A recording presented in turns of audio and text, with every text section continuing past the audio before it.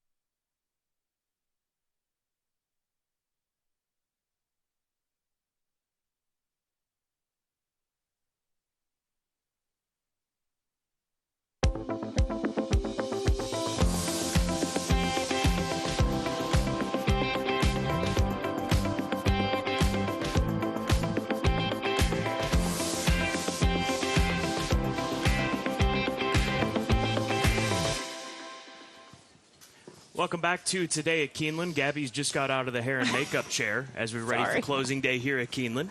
This morning, there was a lot going on today. So it's closing day. I'm sorry. My mom's going to text me in a minute telling me to fix my hair. What's Mama G going to say? She always does that. We love you, Mama G. Yeah, we do. And we've got a lot to cover. We have a lot to cover. There's a lot going on today. We have special visitors today. We have 3 stakes races. It's the final day of the fall meet, and there's a pretty interesting trainer race. Yeah, it looks like, and we'll get to it in the trainer standings, but Brendan Walsh, Steve Asmussen, Brad Cox, it's coming down to those 3. I think Brendan Walsh has the most opportunities today, just taking a look at the entries here in the program. You mentioned special visitors, Headless Horseman after race number 4. He was out this morning. I think he's over there at the Bourbon Bar right now. I'm not sure how he's pulling that off, Spooky. But we'll see him after race number 4. And then Torpedo Anna, she's taking visitors right now at the McPeak Barn at Barn 25, but she's going to be coming out and parading after race number 7. Yep, so looking forward to that. She'll be in the paddock for a little bit, and then after race number 7, she will go out to the track. So everybody will be able to see her. I think, did Kenny take to Twitter yesterday or X and say, if you're coming out in support of Torpedo Anna, make sure you wear pink or something like that?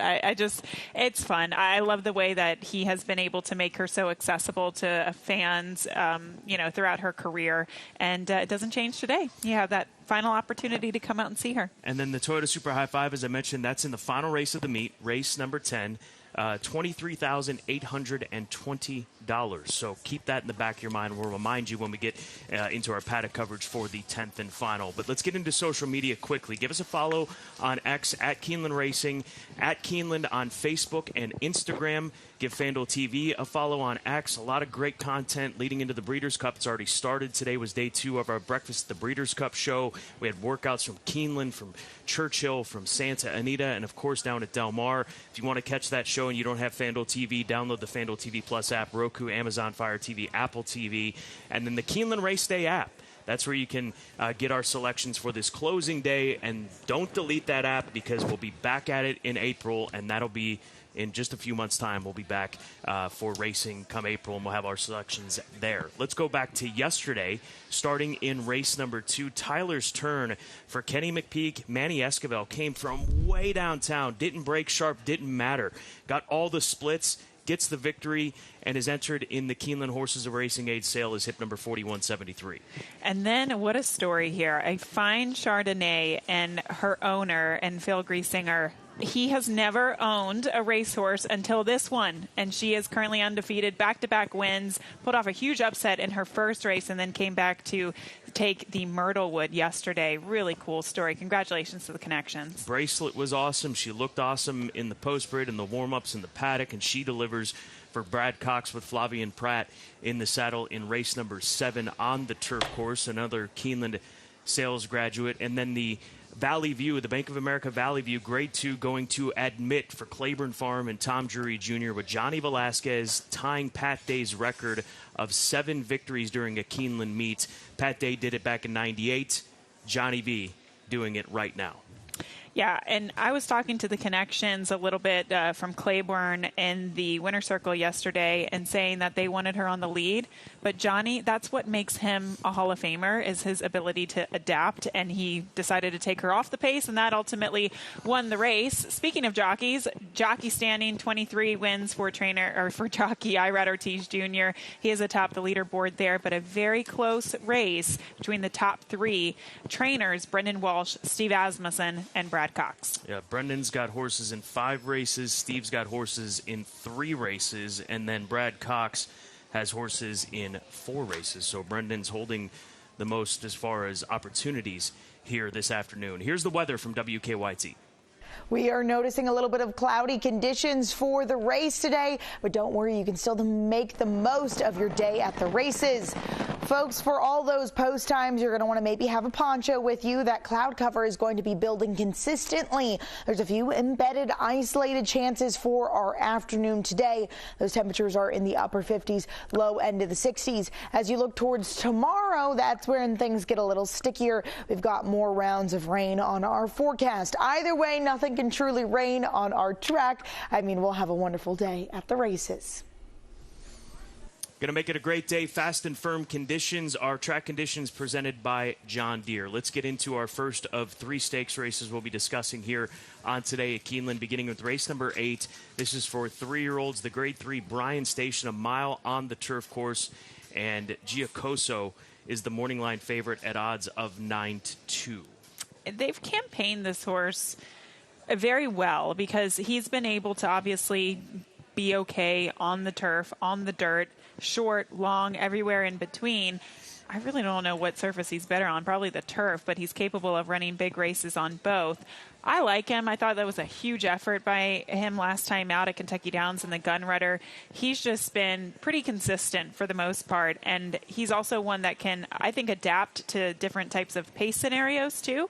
I like him. I didn't necessarily pick him on top, but I thought he was a must-use when you're constructing those tickets today. You're going to help me with the cord. It's hanging there. Got it? The hood's getting in the way. Troubleshooting, the number 4 horse, is the horse that I go to. Son of Not This Time, going 2 turns for the first time in his career. This is going to be perhaps a start to what we'll see from him next year when he turns 4. Obviously, there's a lot of turf sprint options throughout the spring and summer, but also moving towards the mile division could be an option for him. This colt by Not This Time out of an Into Mischief First Dam. He was a Grade 1 winner of the Franklin Simpson in his most recent start, going 6.5 furlongs. And this was, to me, the best race in his career. He's got the pedigree to stretch out and go further, being by Not This Time out of an Into Mischief First Dam for Donna Meyer Farm. This was Greg Foley's first Grade 1 victory, so a huge day for the Foley operation and his sons and his team and everybody involved. He's made over $1.3 million. I'll take a shot with him here today, trying something new. Maybe he'll be a better price because of it, because folks are a little leery of the unknown with him, but the pedigree is there on Troubleshooting. The number 12 to the outside for Juddmonte and Chad Brown, winner of the Giaponte. He's a proven commodity, I should say, in these mile distances, and it's Chad Brown, and he's got a big-time Juddmonte pedigree. And then finally, the number 7 horse, Game Warrior, for Peter Milley. He's run against some really difficult competition. I know he won the restricted Oceanside on opening day at Del Mar this past summer. That's restricted to non-winners of a stakes race for 3-year-olds. But he's run against the Padre at Del Mar in a couple of starts, and then most recently in the Jockey Club Derby Invitational. Maybe went a little bit too far. So I think the cutback in distance and trip could be a big plus for Game Warrior. Can we just take a moment to appreciate and recognize the fact that the Stallion Not This Time has 7 runners in this race? 7. 7. That's insane. Incredible. I missed that. Yeah. How did I miss that?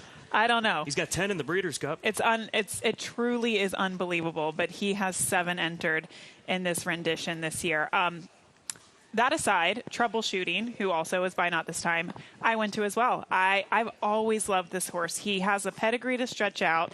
We talk about this often.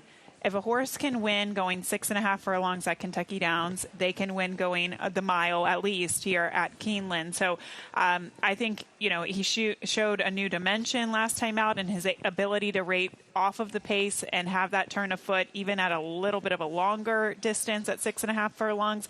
He's just really game, and Greg Foley's done a great job with him. So Troubleshooting on top for me, the number 9, Giacoso. We'll take you back to one of his most recent races, and this is a look at his win in the Grade 2 Secretariat at Colonial Downs. He was 4-1 in this race. He actually faced and beat some other horses that he will once again face today, including Simulate and Antisocial. This is a big effort for him, and when you look at his turf efforts in general, he has been extremely consistent. He made a bit of an earlier move at Kentucky Downs last time out on the cutback to a mile. I think Ben Curtis really suits him well, though, for him to be back aboard, and the class is there, 9-2 on the morning line. And then the 12, Salami, for Chad Brown. He comes into the race off of back-to-back wins, beat Stakes Company last time out, kind of took this horse a couple of starts to figure it out, but I think that this is a type of horse that in the late fall season and looking forward to next year as a 4-year-old, big things could be ahead for him. Let's go to Tom Leach for more on the Bryan Station.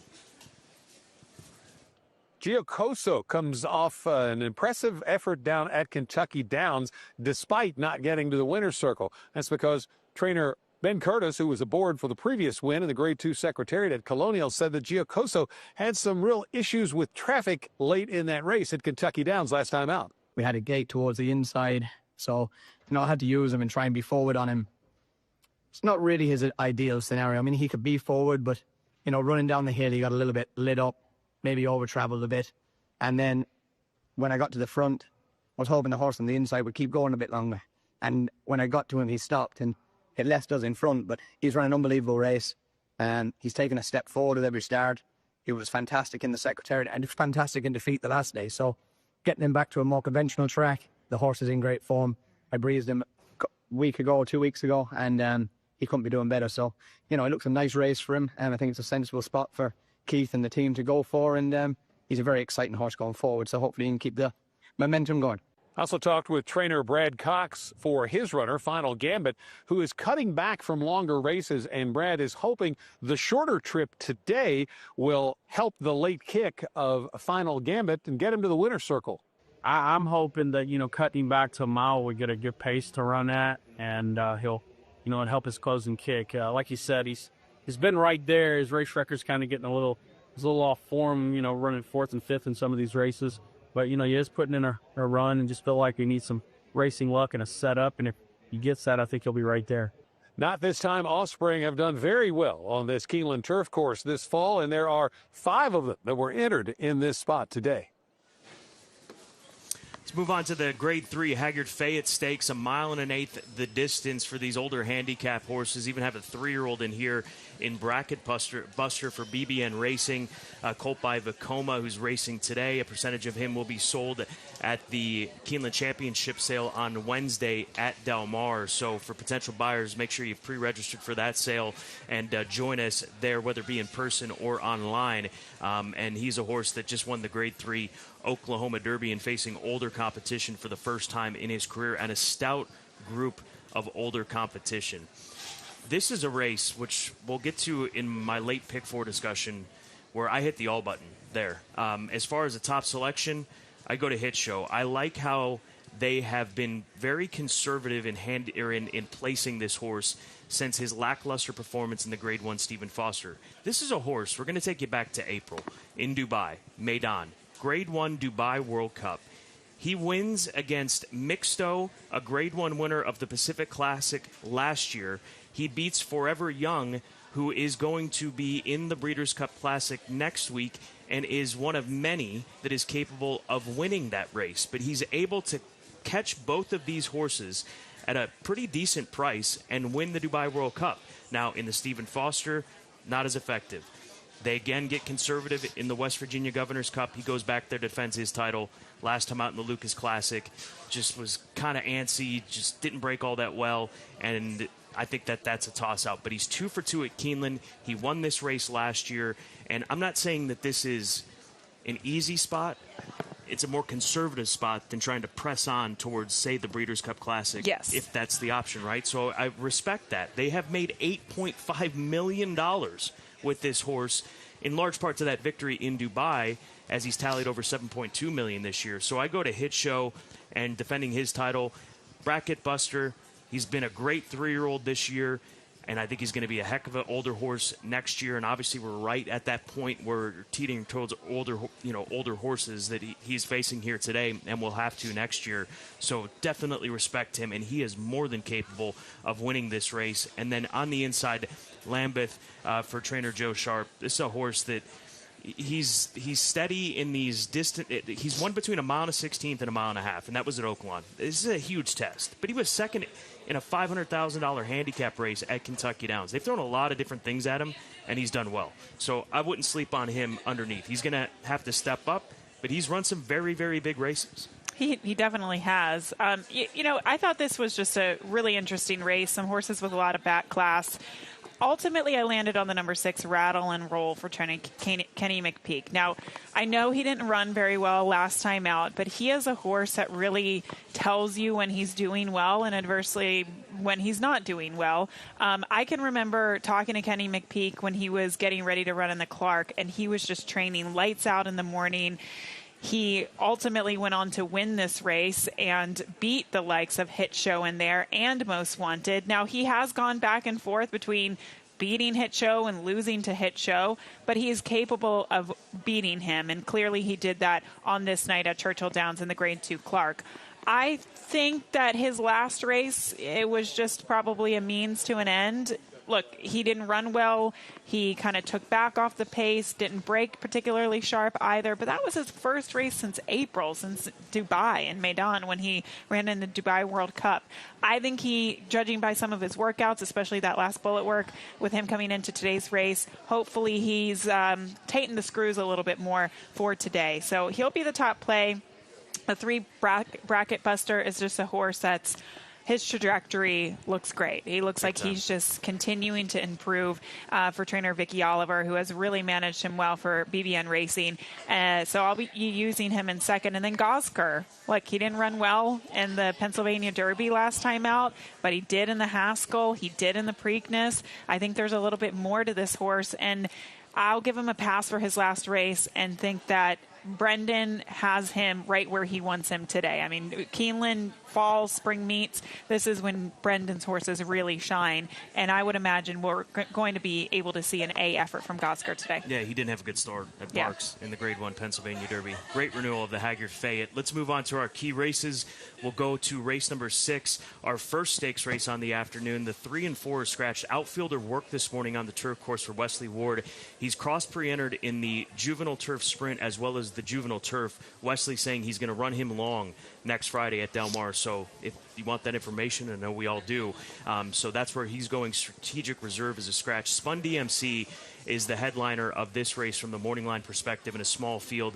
And I've talked at length about this horse. A colt by Spun to Run, who was very impressive in his race at Churchill Downs.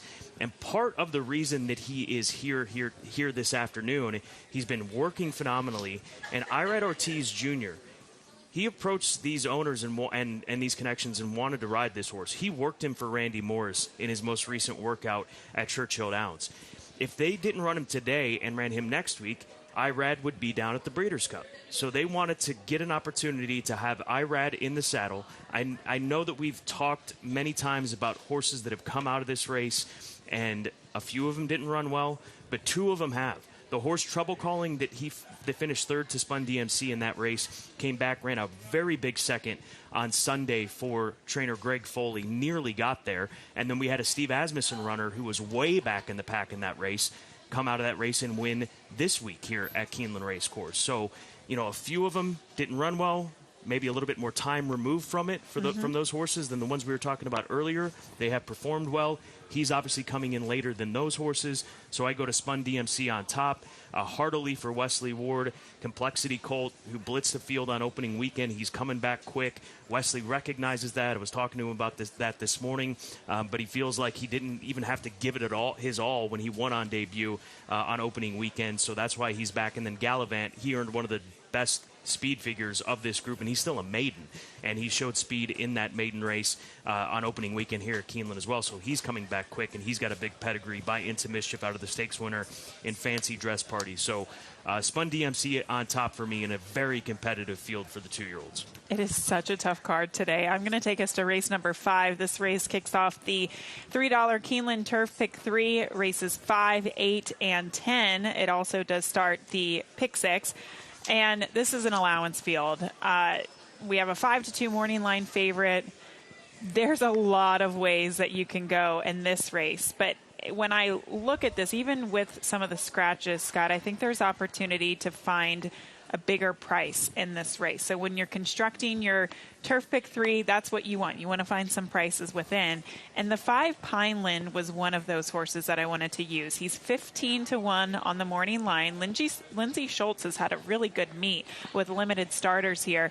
This is a look at his effort at Churchill Downs back in the middle of June, where he lost by a neck to Covert Law. This was a huge effort for this horse. I know it was against Starter Allowance Company that day. Perhaps this race might be a little bit tougher, but to me, he showed that he has a lot of grit. He's very game. He clearly can handle himself going 2 turns on the turf. That was his first opportunity to be in that position, going 2 turns on the turf. He came back. He finished a good third to Theismann in that race, who came back over the course of this meet for Peter Urton and won a really salty race as well. So the form lines have stacked up, and he's not been able to go 2 turns on the turf since those 2 races.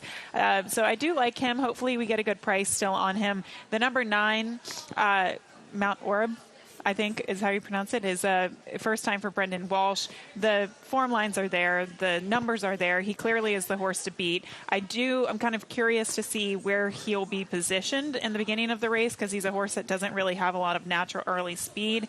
And then the 10 horse is the last horse I'll use there in the mix for Mike Maker. Comes in off of a big win last time out against Maiden Special Weight Company. This is a big class test for him, but he clearly showed that he's on the improve. Let's get to the clock report. Race number 2 is where we begin with Remember Mamba and the Searing family, Lee Searing CRK stable, the Purple and Gold Silks.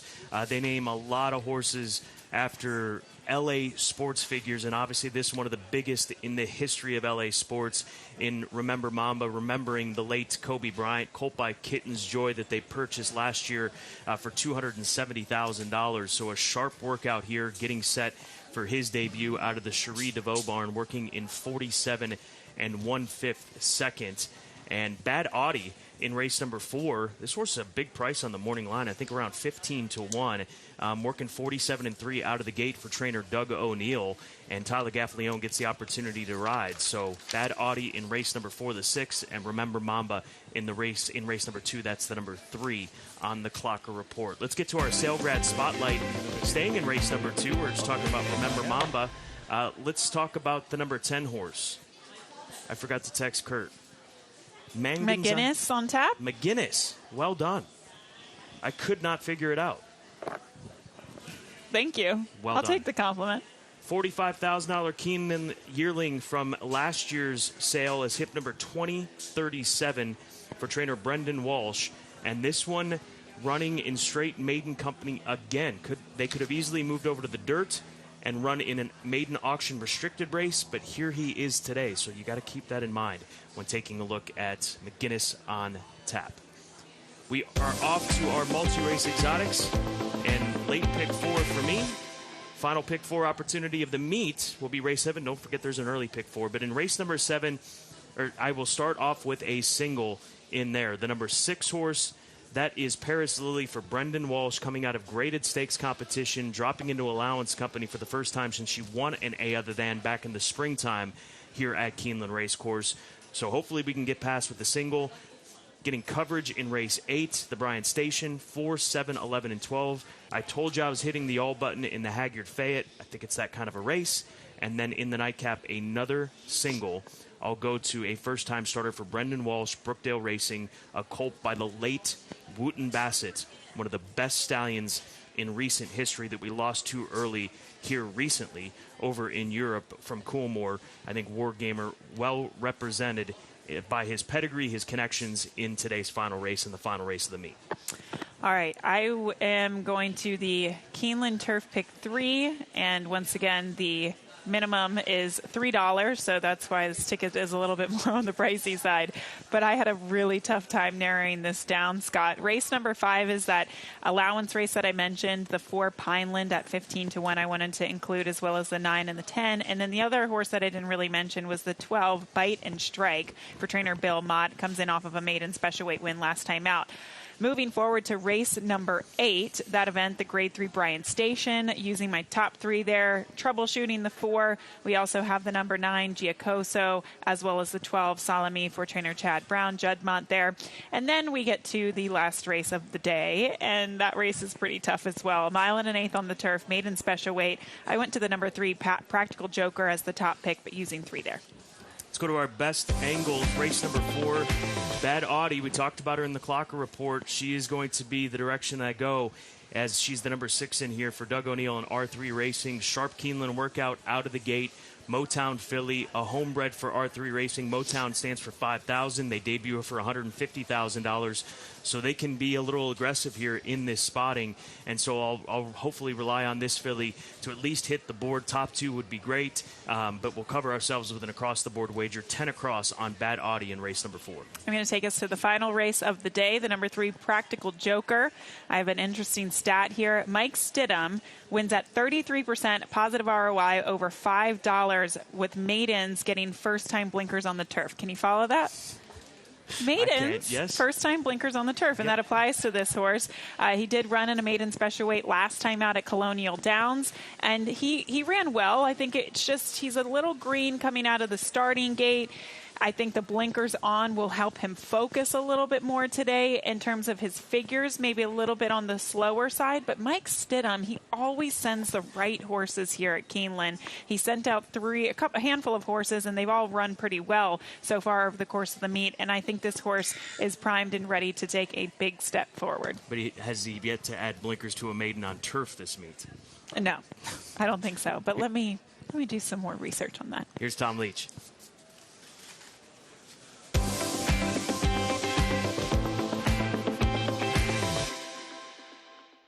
Long shot play today comes in the very last race of this fall meet, and at 15-1, it is Happy Prince from the barn of trainer Mark Cassie. This horse improved when given a chance to run 2 turns on the turf last time. So that's one key angle here. And stretching out to 1 1/8, well, this is a horse by Cairo Prince out of a Harlan's Holiday mare. So the 1 1/8 should be no problem based on pedigree. Mark Cassie, 18% on the 2 to 6 month layoff that is in play here. So let's take a big swing with Happy Prince to get out on the final race of the fall meet. Thank you so much, Tom. We've got a moment, so let's take a look back at one of our workers from yesterday, Mulligan, who will be competing in the Breeders' Cup Sprint and also showcased at the Keeneland Championship sale on Wednesday, as 25% fractional interest will be available at that championship sale. Yeah, he looks really good coming into the Breeders' Cup this year. It seems like the Rudy Brisset camp is very happy with what they've seen from him in the morning. So full steam ahead. That's going to be a very tough rendition of the Breeders' Cup Sprint this year. It is. Ben Tornado worked this morning. A portion of him will be available in the Keeneland Championship sale. Gabby, another meet in the books for the entire team. Philip Richardson, Isaac, I'll even give a shout out to Grant, who keeps us on our toes each and every day here, not just on today at Keeneland, but throughout the meet. Enjoy closing day.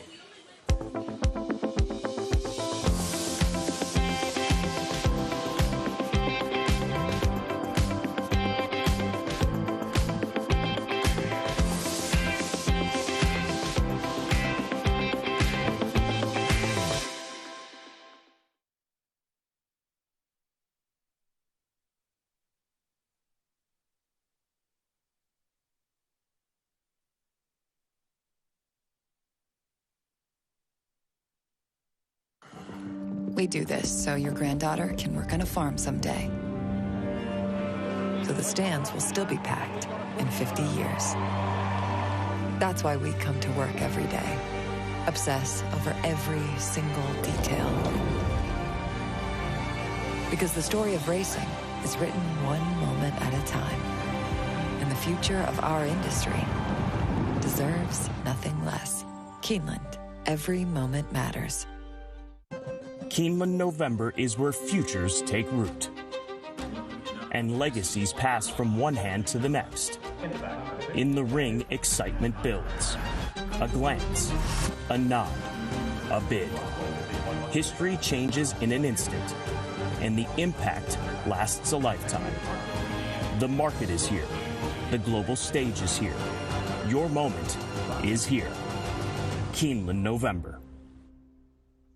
There's a reason why Toyota is America's best-selling retail brand. It's the quality, dependability, and reliability that you expect from Toyota. And that starts right here in the USA, where Toyota has invested over $49 billion into 11 different manufacturing plants, including the newest one, a battery plant for its electrified vehicles. There are now 13 different Toyotas built in the USA, with more on the way. America drives Toyota. Let's go places. Dear racing fans, We've been waiting for you. We've been working, prepping, training, putting together thrilling races, high stakes, favorite traditions, and fresh experiences. From right on the rail to the top of the hill. Whether it's your first meet or your 50th, we can't wait to welcome you back this fall. Love, Keeneland.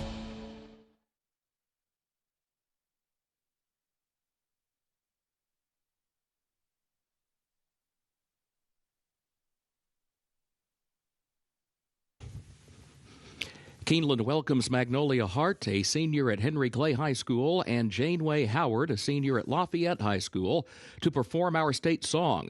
They are joined by the Lexington Police Honor Guard to present the colors. Now, My Old Kentucky Home. Oh, the sun shines bright on my old Kentucky home. 'Tis summer. People are gay. The corn tops ripe and the meadows in the bloom, whilst the birds make music all the day. Weep no more, my lady. Oh, weep no more today. We will sing one song for my old Kentucky home. For the old Kentucky home. For the old Kentucky home. Far away.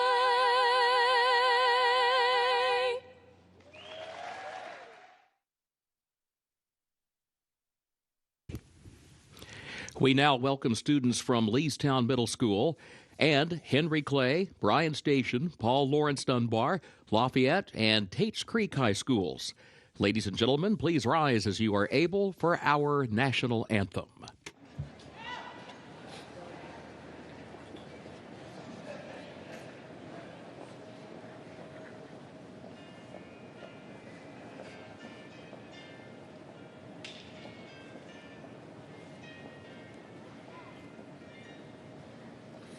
Oh, say, can you see by the dawn's early light what so proudly we hailed, that the twilight's last gleaming, whose bright stripes and bright stars through the perilous fight o'er the ramparts we watched were so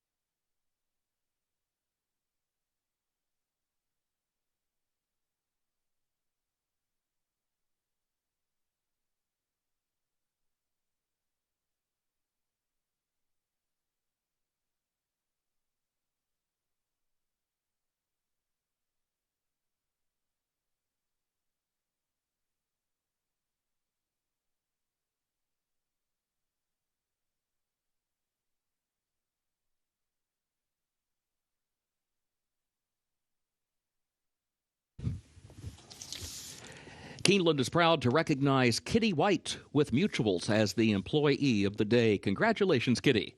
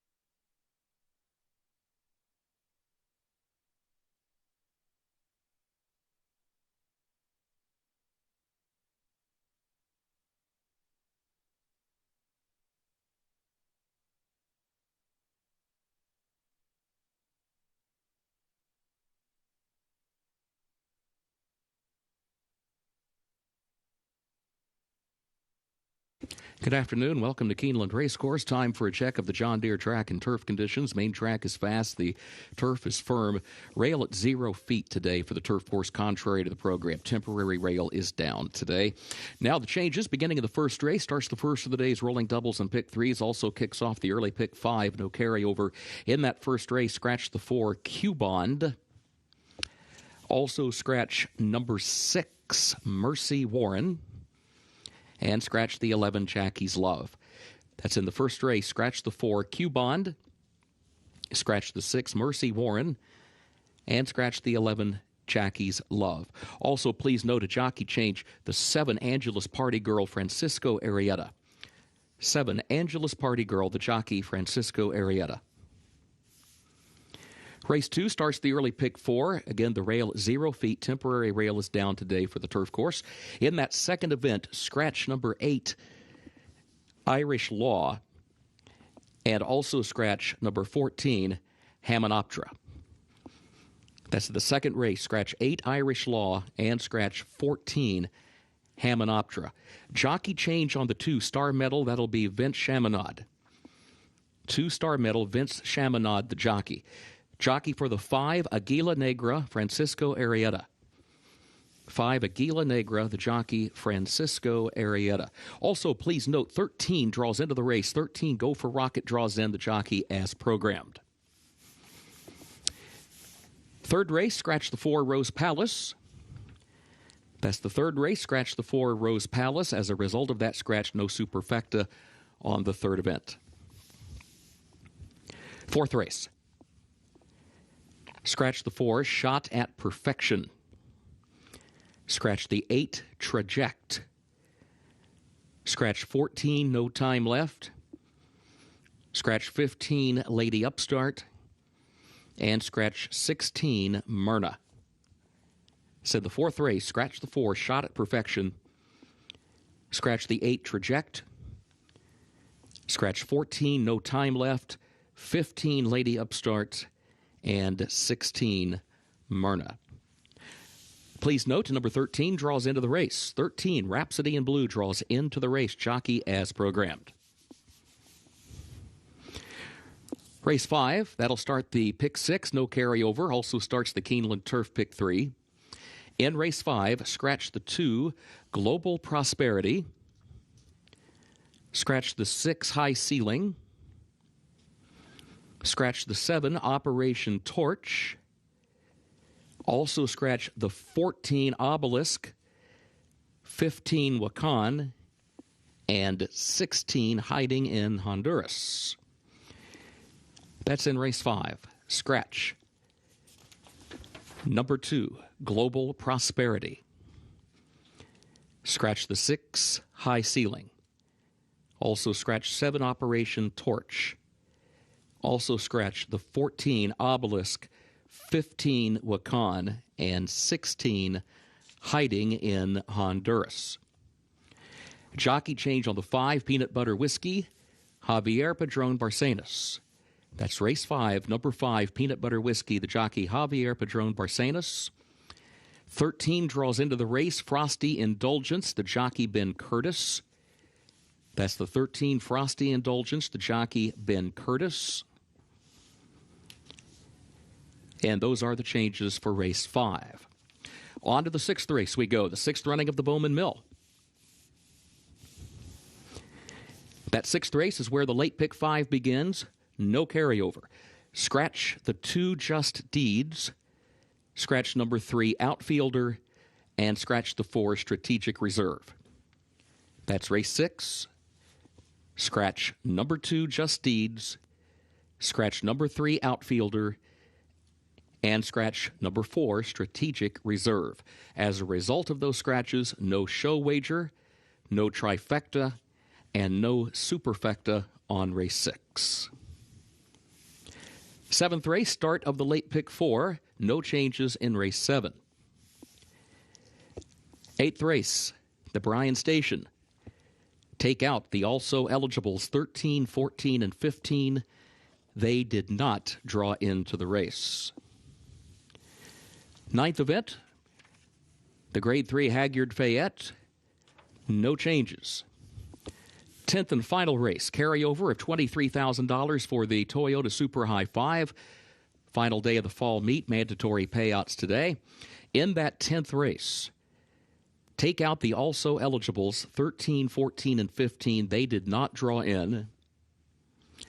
There's a jockey change for number 5, Happy Prince, Javier Castellano. That's race 10, number 5, Happy Prince, Javier Castellano, the jockey. And on the 12, Epic Horsepower, Frankie Dettori. That's the 10th race, number 12, Epic Horsepower, the jockey, Frankie Dettori. And those are the current program changes. Time now to check in with Scott Hazelton and Gabby Gaudette.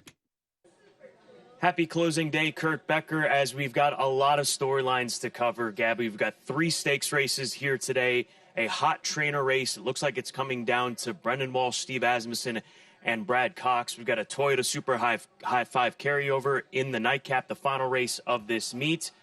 What else am I missing? Oh, how about a Horse of the Year, Torpedo Anna, will be parading after race number 7 here this afternoon. And it's Headless Horseman Day. It's one of the... Honestly, I get so excited about this day every single fall season. There's so much to look forward to with those special visitors on track here today, but also an excellent racing card, too. Yeah, Headless Horseman, he'll be visiting the track after race number 4, so make sure you got that spot on the front side. But the Bowman Mill is our first of 3 stakes races, race number 6, 2-year-olds. And we saw a great 2-year-old renewal of the filly race yesterday, and these colts could deliver once again here this afternoon as far as the 2-year-old division sprinting. Yeah, Spun DMC is going to be signed on as the morning line favorite. We've kind of talked about that race, though, and maybe some horses exiting that race haven't gone on to deliver, so maybe a vulnerable favorite today, but that is a solid field. We also have the Grade 3 Bryant Station at a mile on the turf. That race, you could go any direction. I thought Troubleshooting was really interesting. He kind of proved that he could get a little bit of distance last time out, but has to answer the 2-turn question today. And then the Grade 3 Haggard Fayette, that's race number 9, final stakes of this fall meet, and starts the late daily double. I mean, it's an extremely wide open race. You've got a Dubai World Cup winner in there in Hit Show, who's looking to defend his title in this race, and he's not going to be a heavy favorite by any means in here. It's a crazy race. Yeah, Dragoon Guard is in there, who was really highly regarded for trainer Brad Cox. We also have the return of Rattle and Roll, Bracket Buster as well. That is a quality group of horses in this year's renewal. It's a big day, closing day at Keeneland. Enjoy it while it lasts.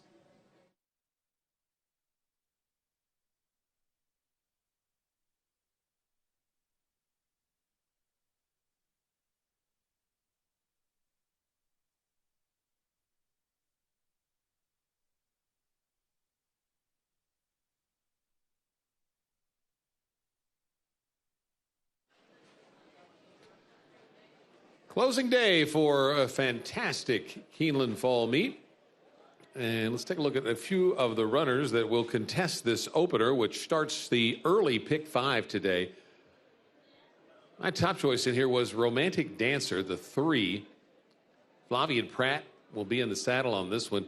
Wheeling back in 8 days for trainer Richard Dutrow. So that's a quick turnaround, but he's been successful with that move before. This horse was tremendously impressive in making the first start since January, and that was on October the 17th last week. This 4-year-old filly relaxed off the pace and then exploded in the stretch to win by more than 5 and seemed to win very easily, perhaps why they elected to take another shot in this race that she was eligible to run in.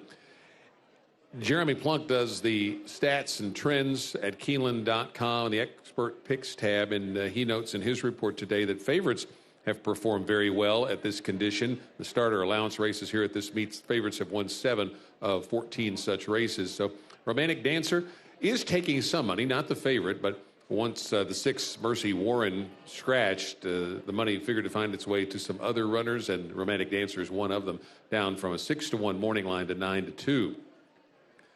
The morning line favorite in here, and the current betting favorite, is the 10 Colonial Rose, and right now being held at odds of 3-2 for trainer Norm Cassie, looking for his first win at the meet. And this horse has been really running well of late since moving into Norm's barn. Has won 2 out of 3 last 4 races, 2 wins, 2 third-place finishes, a win and a third over the track here at Keeneland, one of them back in the spring. In fact, that's when this horse was claimed by the Cassie barn. Jose Ortiz will be in the saddle on this one, which is obviously in very good form. Last out was in September, but has been working steadily over in Louisville. The main reason I took a shot to try to beat the favorite in here is just the post position, but with a couple of scratches inside of the 10 spot in the gate, that'll help out Colonial Rose from the post position standpoint. Let's go to the inside and take a look at the 1 horse. The 1 is Backstretch Rose. And with the racing at Keeneland, it is so special and so lucrative that trainers will try to pick their spots sometimes, even if they don't regularly compete here. And Lacey Cadet has only had 1 starter at the meet, but a very good trainer up on the Mid-Atlantic circuit. And so she claimed this horse at Saratoga in late July off a win, and then did not bring the horse back until the end of September. And Backstretch Rose was a very impressive winner by 2. Made a big move turning for home, really galloped out well that day. And so they ship in this horse. It's a trainer that has not been racing here and picks a spot to come in and take a shot with Backstretch Rose and gets Luis Saez, one of the top jocks, to ride. So those are some of the factors that made this one intriguing. The last race was at a mile. That was around 2 turns at Laurel, but this is a little bit of a stretch out to a mile and a 16th, but Backstretch Rose has won at this mile and a 16th distance. Well-matched group, and we wish you good luck if you're playing the early pick 5 or something else.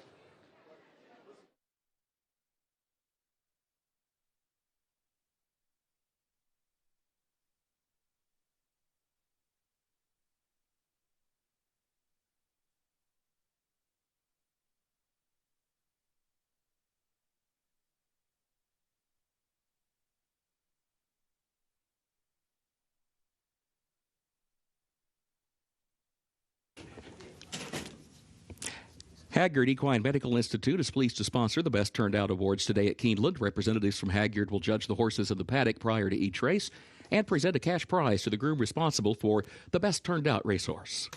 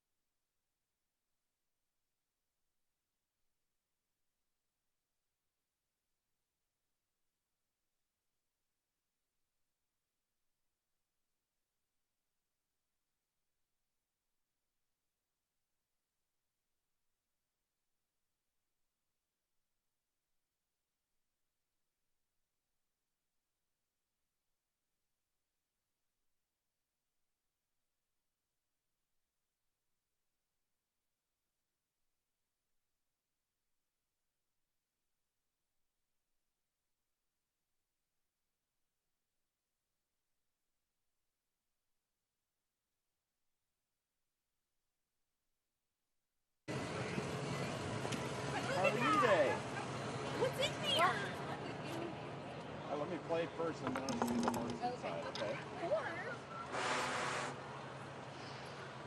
okay?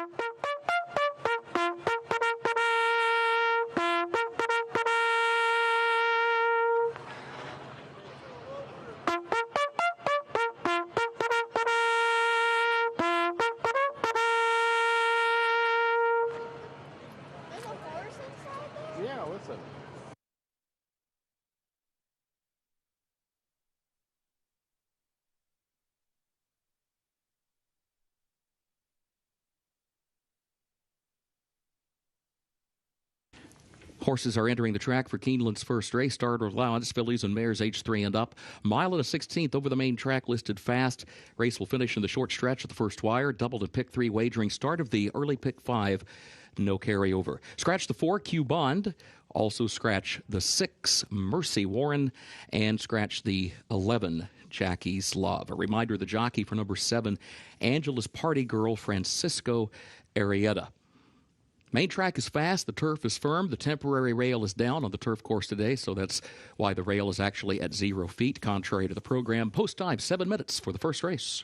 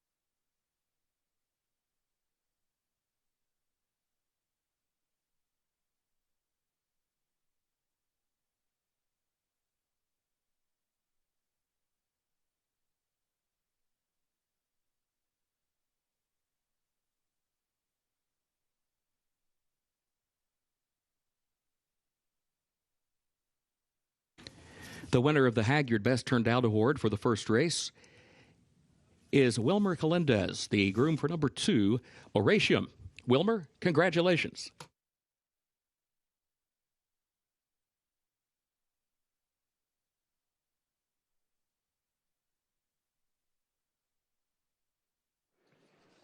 Horse is on the track for race number 1, and that is Colonial Rose, the current 8-5 favorite, and as we mentioned, really in good form. Claimed out of a race here at Keeneland back in April, and certainly looking very good in this spot coming up to the opener on our Keeneland card. Son of Constitution out of a Scat Daddy mare, so plenty of pedigree there to handle the distance, and Colonial Rose has in fact competed at this distance 6 times with 2 wins and 2/3. The 12, and it's generally tougher to win from those outside posts in that mile and a 16th race with the short stretch run, but with the scratches, the 10 and the 12 do get to move in a couple of gates, and Our Liberty Bell is making the second start in the Joe Sharp barn. And Joe's winning at a better than 20% clip this year, and that was moving well out on the track under the meet's leading rider, Irad Ortiz. Quite a battle for the training title, but Irad's all but locked up the jockey title. This horse has won 8 times from 28 starts. You are getting the stretch out here. The horse has competed at this distance in the past, but most recently ran at 6.5 furlongs, and that was down at Churchill last month. The other one we're going to take a look at is Savannah Marie, and the reason is the form here at Keeneland. 2 starts, 1 win, 1 second. In fact, this horse has won her last 2 races. The thing is, she hasn't been out since May. She won here in April by 2. Had another convincing score over at Churchill Downs on the 10th of May, and then hasn't been seen since. Has been working steadily since the start of the month here at Keeneland. Before that, over at Belterra Park up in Cincinnati. So the trainer's been able to get several works into Savannah Marie, and you get a filly that does like this track and looks good out there right now, and right at her 10-1 morning line in terms of the wagering. Best of luck starting the early pick 5.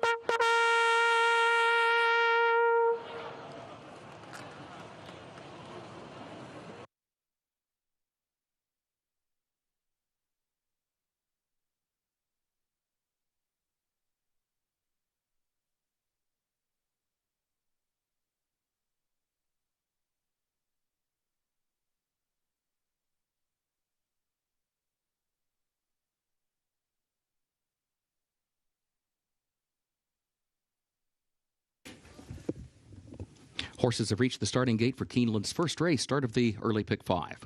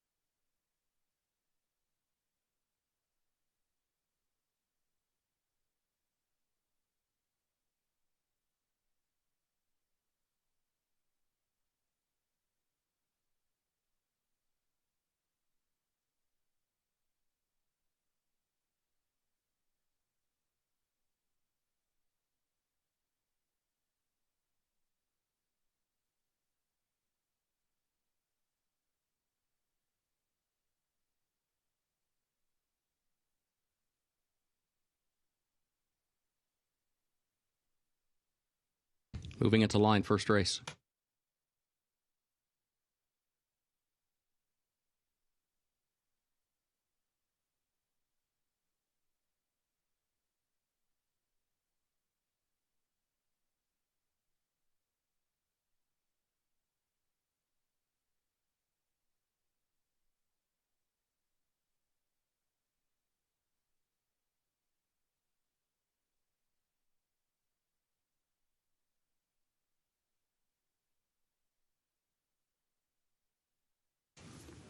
Romantic Dancer moves into line. Savannah Marie goes in. Here's Big Dig. Colonial Rose. Our Liberty Bell, the last one walking up.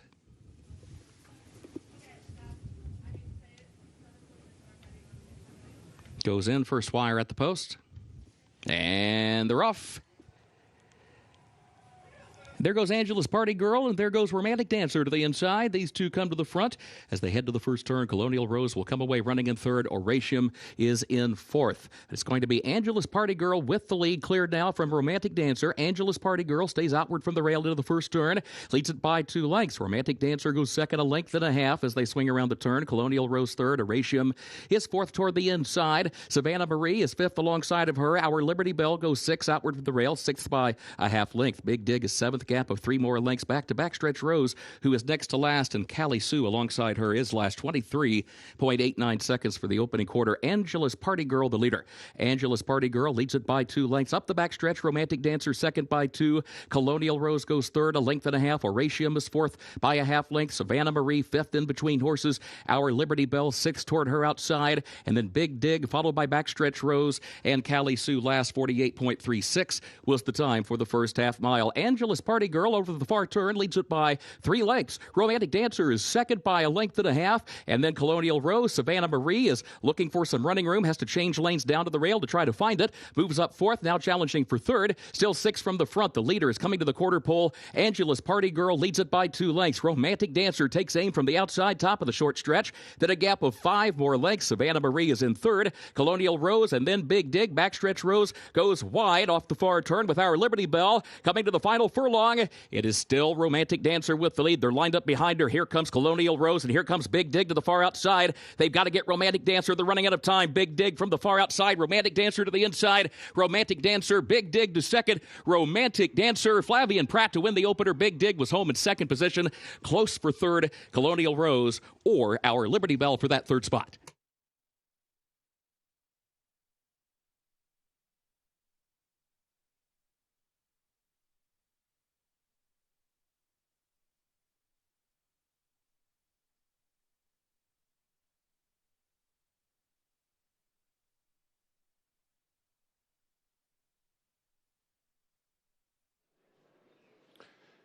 Just an ideal trip that time for romantic dancer under Flavian Pratt. He got the filly out of the gate quickly and then got her to settle just off the lead, and then she was moving like a winner all the way down the backstretch. Opened up the big advantage of the big price of Big Dig making a challenge, but no one ever seriously threatened romantic dancer, getting the early pick 5 started at 4-1.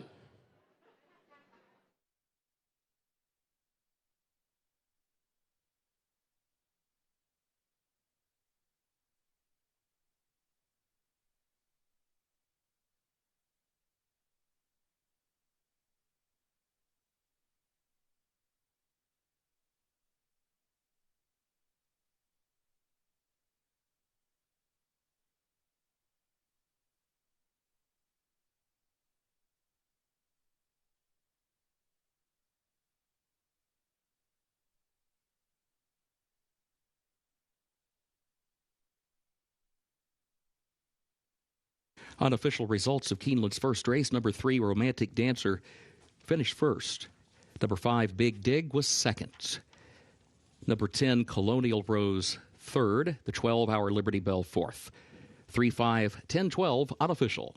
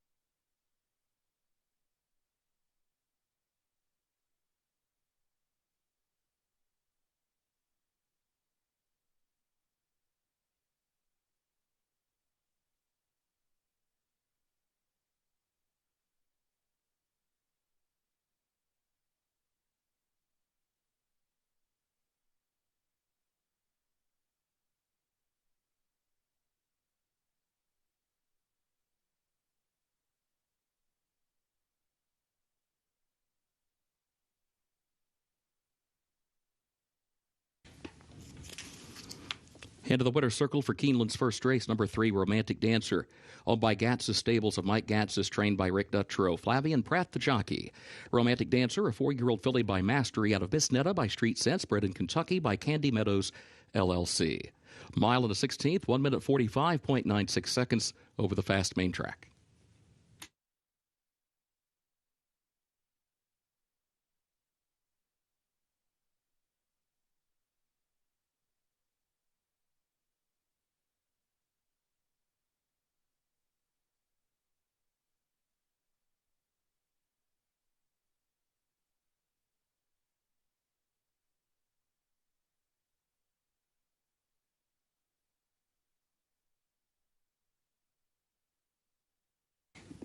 Joining us in the winner's circle are 2 outstanding educators in our Fayette County Public Schools District. Congratulations to Laurie Edmond of William Wells Brown Elementary, who has been named Elementary Teacher of the Year, and Johanna Rosevear of Frederick Douglass High School, our Secondary Teacher of the Year. Let's give a round of applause to celebrate their achievement and exceptional service.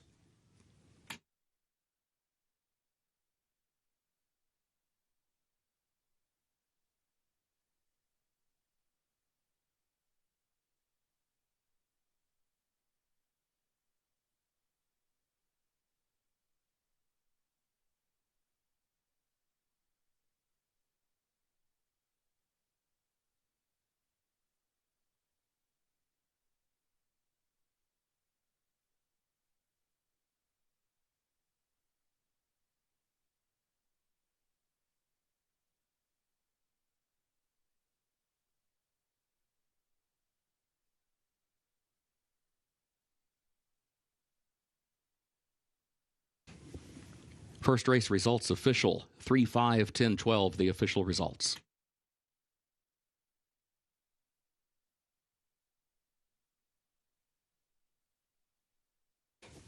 Keeneland second race upcoming. This will start the early pick 4. The turf is listed firm. Contrary to the program, the rail at 0 feet. The temporary rail is down today. In this second race, scratch the 8 Irish Law and scratch the 14 Hamanoptera. Jockey for the 2-star medal, Vince Chaminade. Vince Chaminade rides the 2. And the 5 Aguila Negra, the jockey Francisco Arrieta. Francisco Arrieta rides the 5 Aguila Negra.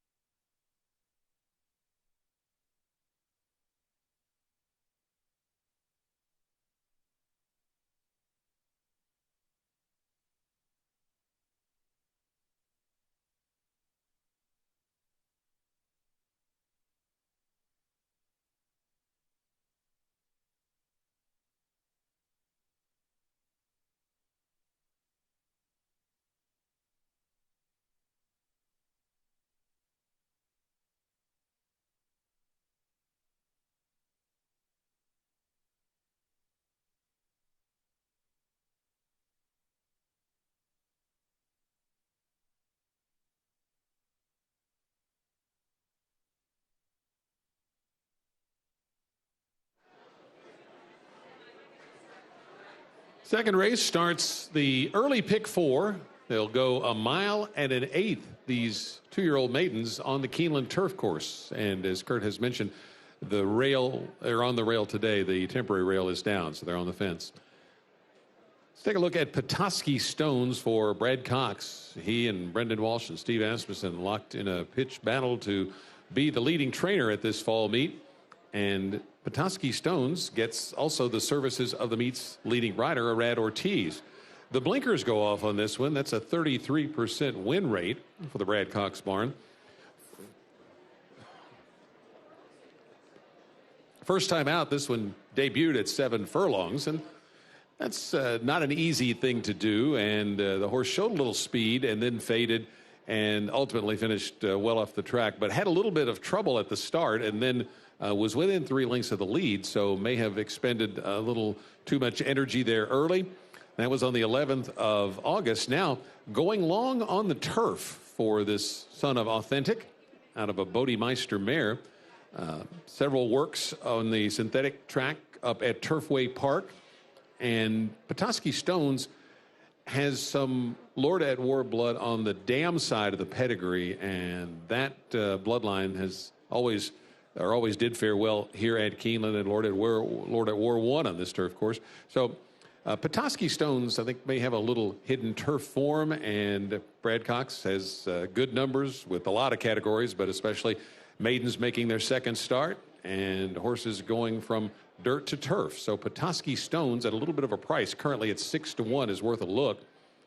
Another price horse that's a little intriguing here, and really this is, you've got all 3 of the trainers that are battling for the title in this race, including Steve Asmussen, who has the 11, currently at 10-1. And this horse, the angle here is improvement when put on the turf for the first time.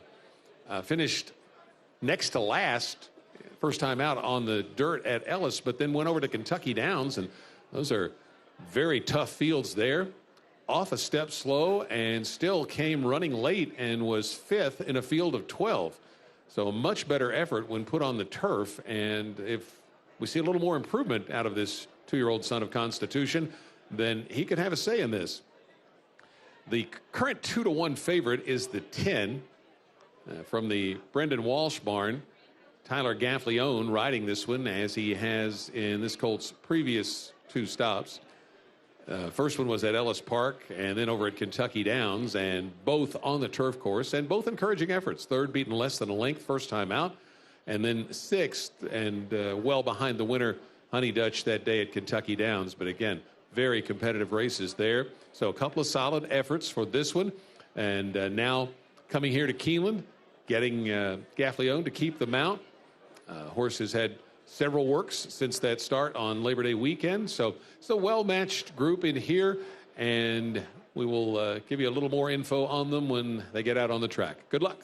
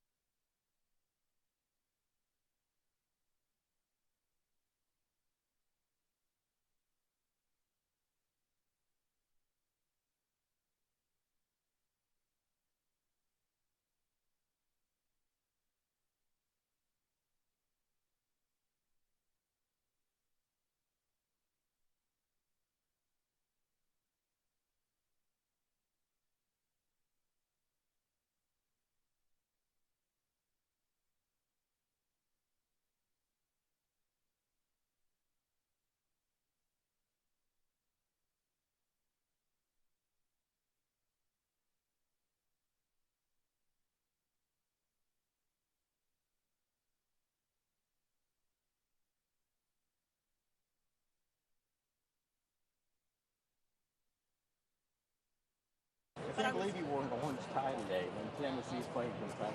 What did I just say? I am. That's DB. That's DB. That was deliberate right there.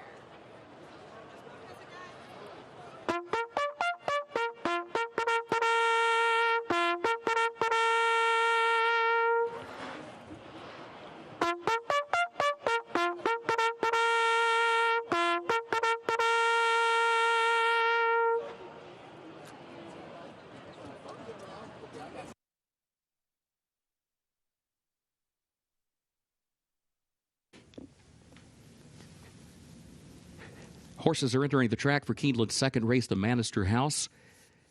Maiden special weight, 2-year-olds, 1 mile and 1/8 on the firm turf. Temporary rail is down today, contrary to the program. Scratch the 8, Irish Law. Scratch the 14, Hamanoptera. Jockey for the 2-star medal, that'll be Vince Chaminade. The jockey for the 5, Aguila Negra, that will be Francisco Arrieta. And a reminder, 13 draws into the race. Go for Rocket draws in from the also eligible list, the jockey as programmed. Post time, 6 minutes. Start of the early pick 4.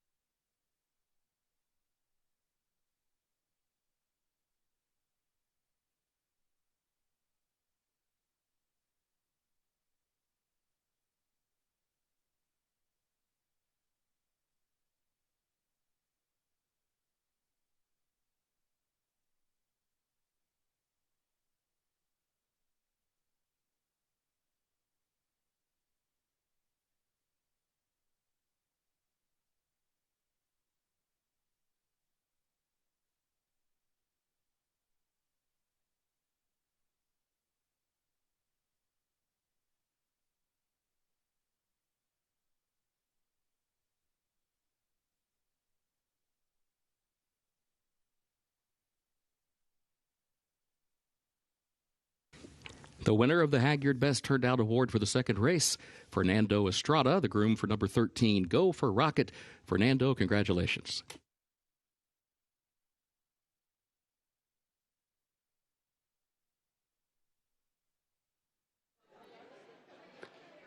Bettors are really honing in on the 3. Remember Mamba, a first-time starter for trainer Cherie DeVoe. She has solid numbers with horses making their debut. But it's a big ask going 1 mile and 1/8 first time out. However, the horse is by Kitten's Joy out of an Uncle Mo mare, so the pedigree is certainly there to like going long and doing it on the turf.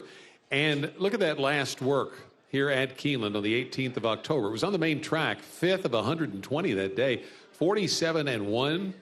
And if you watched today at Keeneland with Scott and Gabby this morning, you saw them talking about this one, that work, being noticed by the Keeneland Clockers. Showed up on the Clockers report for one they wanted to single out for how good Remember Mama looked. So no doubt that's part of the reason for this one being bet down from 5-1 to 5-2 in this spot.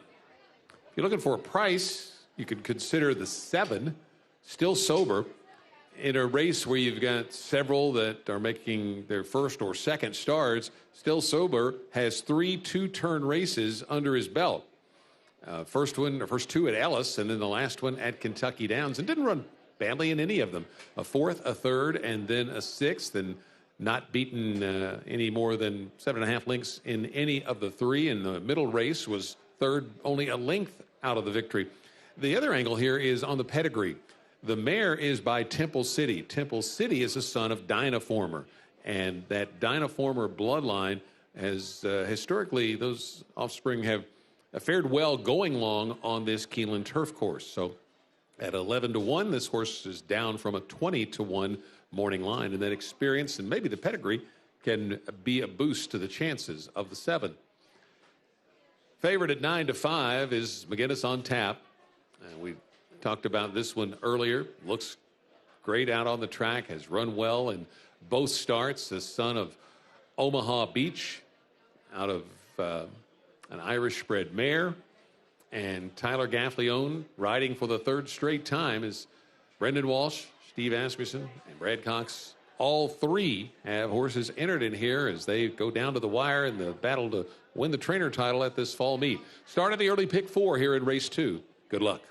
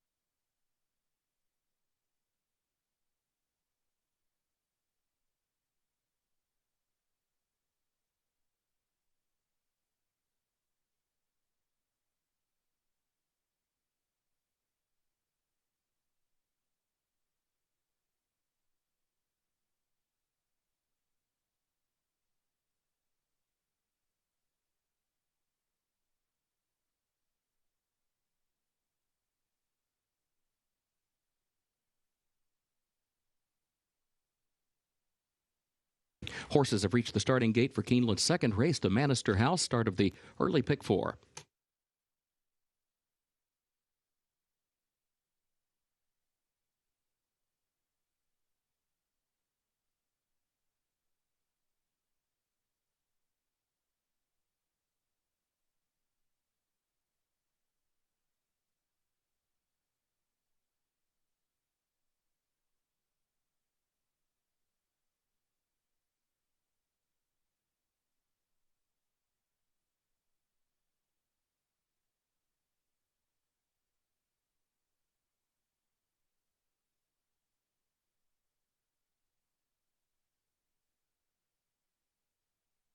Moving into line race 2.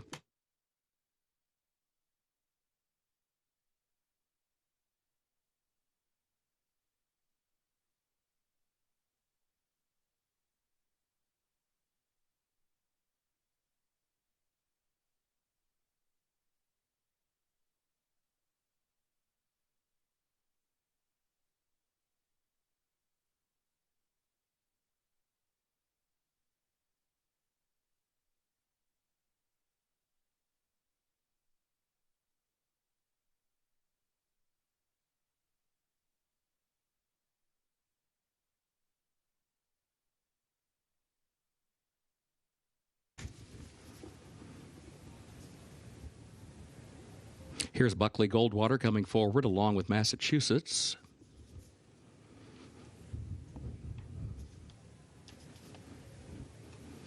Aguila Negra. Adir moves into line. Petoskey Stones. Go for Rocket, the last one going in. They're at the post. And they're off. There goes Buckley Goldwater, but there goes Burden of Dreams, along with Remember Mamba to the inside. Remember Mamba comes forward. Aguila Negra there to the outside. Burden of Dreams is now third down toward the rail as they move by the stands for the first turn. And there goes Free State moving up fourth to third around the outside of Buckley Goldwater, who's now fourth in between horses. Burden of Dreams will be fifth back toward the inside. McGinnis on Tap is sixth alongside of that one. Star Medal back toward the rail is in seventh position. Go for Rocket, eighth up on the outside. Still sober is ninth. Petoskey Stones Stones broke last, moves up 2 spots now into the 10th position. Is joined by Massachusetts. Then a gap of 7 more lengths back to Adair, who's last of the 12 off the first turn, and up the backstretch, Buckley Goldwater to the lead. Buckley Goldwater takes the lead by just a half length. Aguila Negra second by 2 lengths. Free State will travel third, a length and a half. Remember Mamba is fourth by a head. McGinnis on tap fifth, now taking fourth ahead to the outside. Around the outside of Burden of Dreams in 5th position, followed by Star Medal, Go for Rocket, Massachusetts, Petoskey Stones, then Still Sober, long way back to Adair, who is last for the move off the end of the backstretch. Aguila Negra is the leader by just a neck now, as Buckley Goldwater is second by a length, followed by Free State, McGinnis on tap, fourth upon the outside around the far turn. Burden of Dreams behind that one to the outside in 5th. Here's McGinnis on tap, moves up 3 wide to the top of the stretch and goes to second. Aguila Negra has the lead. It is McGinnis on tap who goes to second. Remember Mamba tries to get shook loose, finds some running room now to the outside from third. McGinnis on tap goes to the lead. Free State is looking for room to the inside. Here's Remember Mamba. Free State has to change lanes and go to the outside. Remember Mamba has the lead from McGinnis on tap, Aguila Negra, then Free State and Go for Rocket toward the rail, but Remember Mamba kicks on. Remember Mamba, Jose Ortiz aboard, opening up to win it by 5 lengths on the line. McGinnis on tap was home second. Multiple horse photo to separate third and fourth.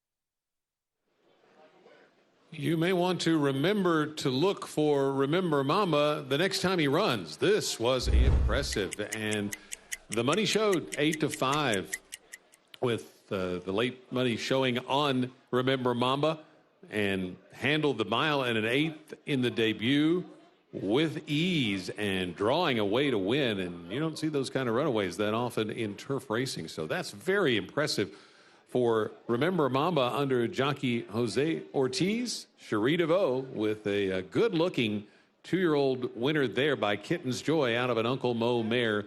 And that Clocker report, well, it pays to watch today at Keeneland.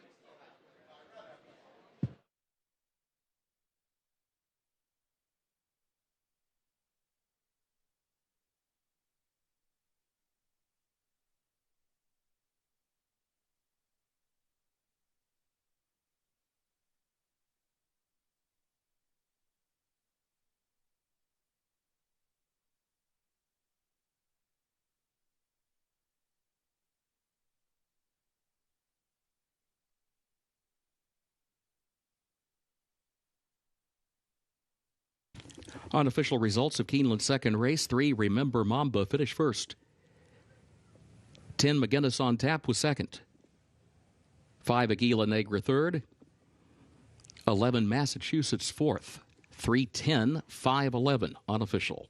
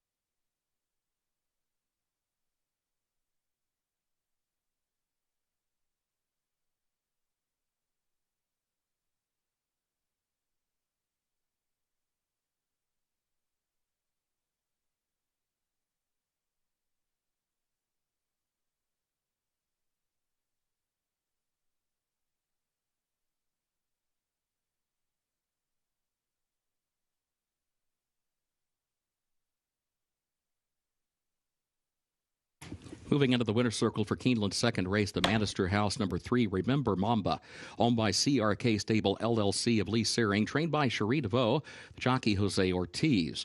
Remember Mamba, 2-year-old son of Kitten's Joy out of Gizmo by Uncle Mo, bred in Kentucky by Burning Daylight Farms and November Hill Incorporated. Results are now official. Remember Mamba, a Keeneland September sales graduate, the official winner now, 3-10-5-11, the official results.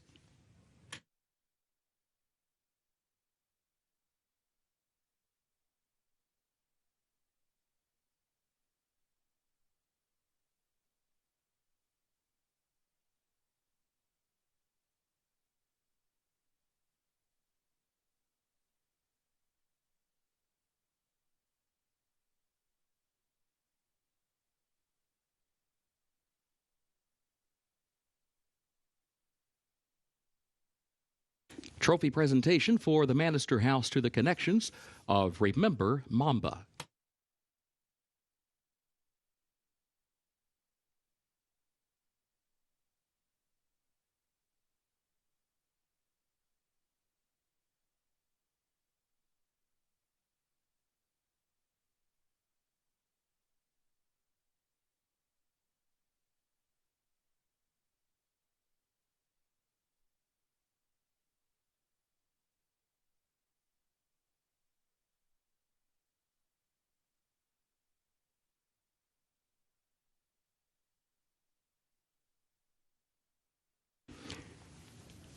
We congratulate Fallon Jackson from Locust Trace Agri-Science Center, who was recently honored by the National Association of Agricultural Educators as the Region 4 Ideas Unlimited Award recipient. This award recognizes outstanding innovation in agricultural education, showcasing Fallon's creative approach to teaching and her commitment to inspiring the next generation of agricultural leaders. Congratulations, Fallon, on this incredible achievement in representing Locust Trace and Fayette County Public Schools with excellence.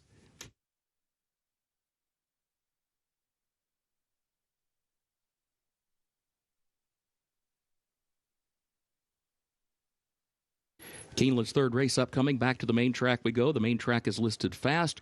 Third race will finish in the short stretch of the first wire. Scratch the 4 Rose Palace. 4 Rose Palace is scratched. No superfecta on this third race.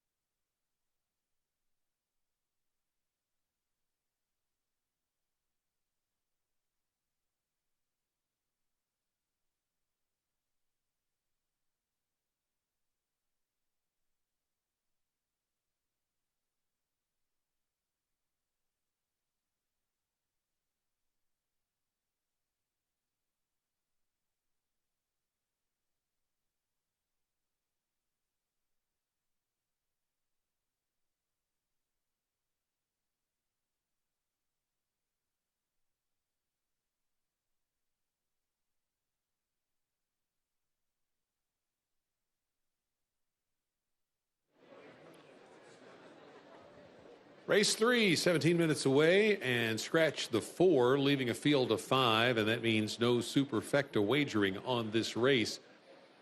It's a mile and a 16th for fillies and mares 3 and up, and that mile and a 16th distance and the fact that it's on the main track is the key angle for number 3, Chilled.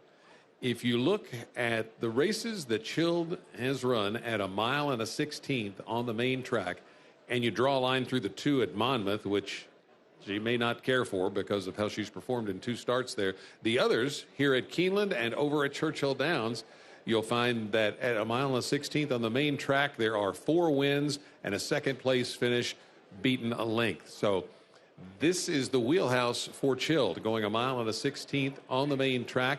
Johnny Velasquez, who's had a fantastic meet, is in the saddle on this one for trainer Vicky Oliver. And Chilled has run well here at Keeneland. Has not won in 6 starts, but 3 runner-up finishes and a third-place finish. Last time out, tackled the top class in the Grade 1 Spinster.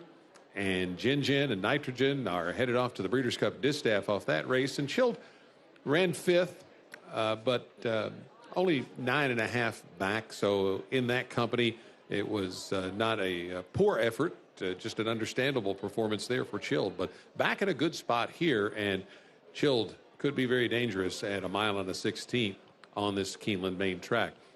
Now the heavy favorite at 1-9 right now is Our Pretty Woman, trained by Steve Asmussen, and this horse comes off a 4th place finish in a Grade 2 over at Churchill Downs, the Locust Grove. That was on the 13th of September.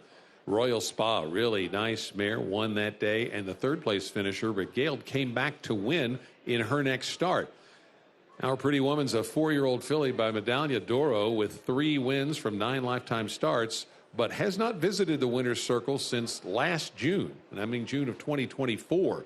She's 0 for 4 this year with 1 second place effort, but again, that last race was against Grade 2 company, and that's not what she's facing here. So it's the class drop that is makes Our Pretty Woman an attractive betting proposition if you can tackle the low price that you're going to get on her. The 1 is Neon Icon from the barn of trainer Rusty Arnold. And this is a horse for course angle here. 3 starts on the Keeneland main track and 2 victories for Neon Icon. Last fall, won a 2nd level allowance race here and did it while racing not too far off the lead at a mile and an 1/8. So from that inside post, maybe Axel Concepcion can get a little speed out of Neon Icon and be up close, as was the case last time when Neon Icon was 3rd, less than 2 lengths off the lead at the first call from the 11 holes. So that was a tough post going a mile and a 16th. Much more favorably drawn here down on the inside. The negative for Neon Icon is 0 for 4, and that's no wins, no seconds, no thirds in 4 starts this year. Now, her most recent effort was their first since the beginning of June, and really from that poor post going a mile and a 16th, did not run badly at all, finished 4th, beaten a little over 4 lengths. Prior to that, had tried the turf, and so you can just forgive that experiment.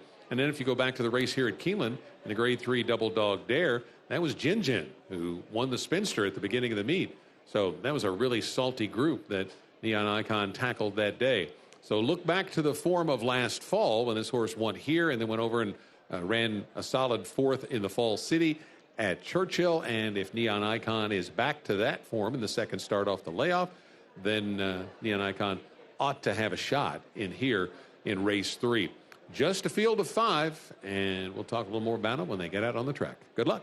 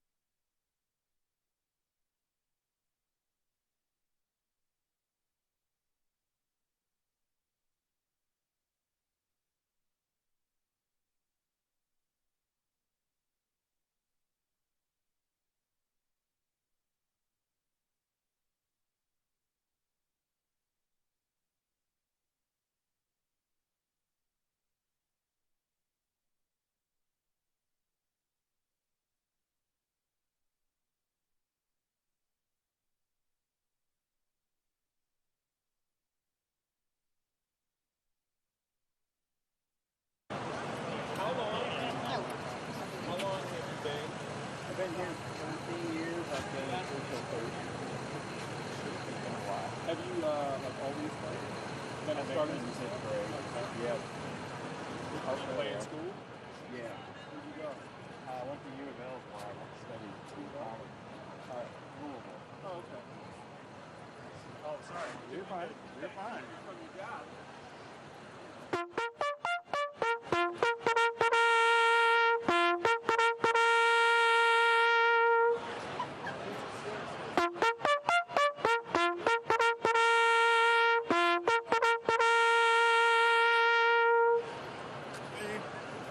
One more time.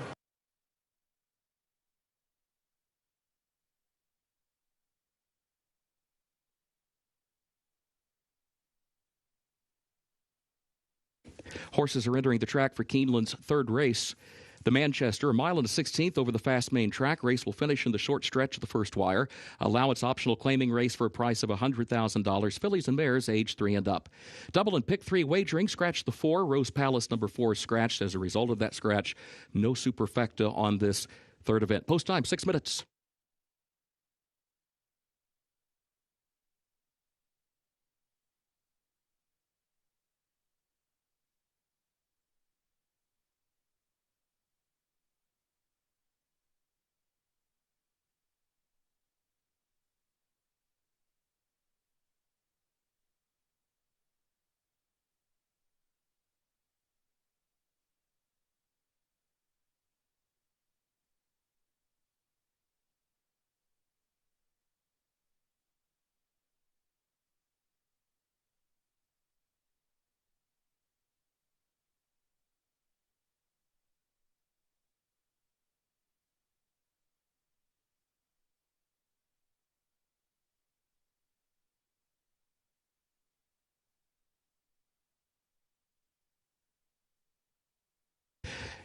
In the winner's circle at this time, the winner of the Haggard Best Turned Out Award for today's third race, Heriberto Hernandez, groomed for number 6, Our Pretty Woman. Congratulations.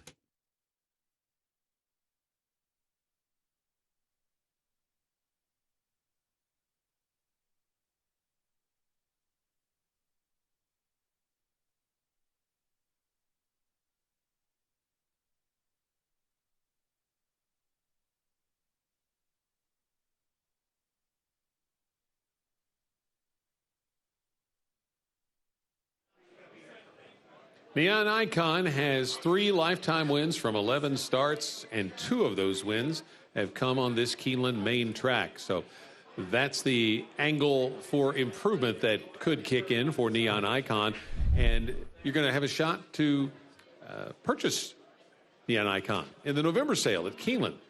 She will be hip number 511 at the sale next month. Still 1-9 on Our Pretty Woman, dropping out of that grade 2 race at Churchill. So significant class drop for this 4-year-old filly. She competed in the Kentucky Oaks last year on that sloppy track in May of 2024. Didn't fare well, but had just missed by less than a length in the grade 2 Fairgrounds Oaks.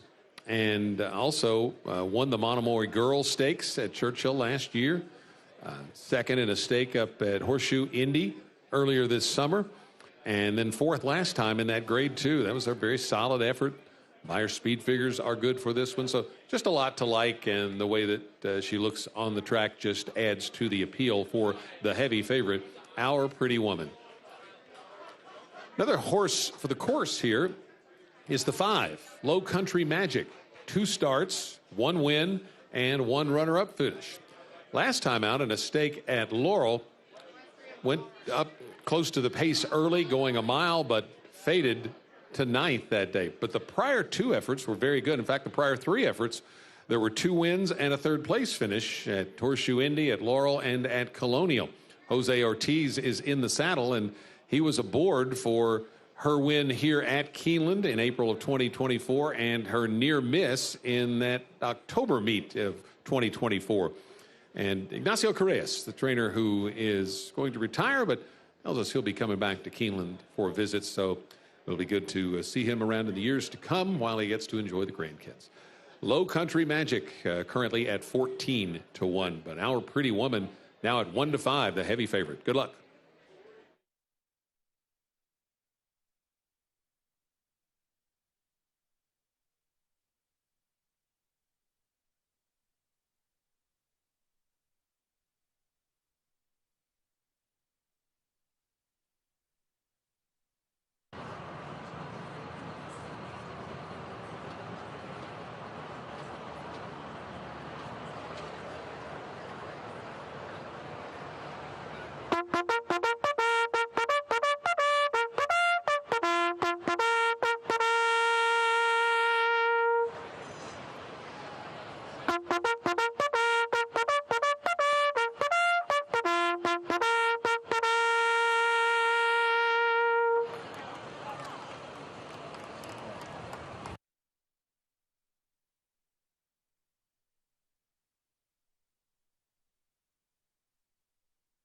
Horses have reached the starting gate for Keeneland's third race, the Manchester.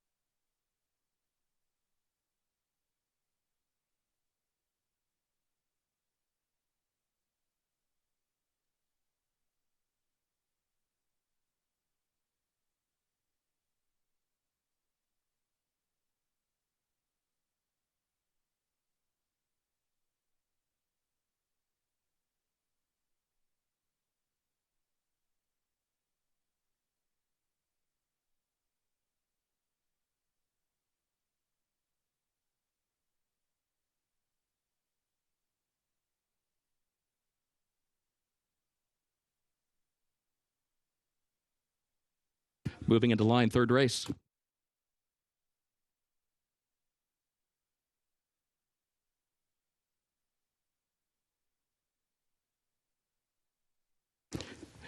Here's Neon Icon coming forward.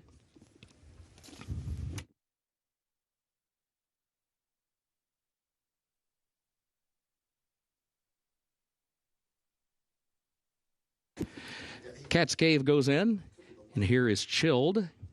Last two coming forward, Low Country Magic, and the last one, Our Pretty Woman. Get set. Goes in, first wire at the post, and they're off. Neon Icon along with Cat's Cave. Cat's Cave, Neon Icon, followed by Chilled as they head for the first turn. Cat's Cave will now move up and take the lead as Neon Icon backs away. Chilled moves forward, however.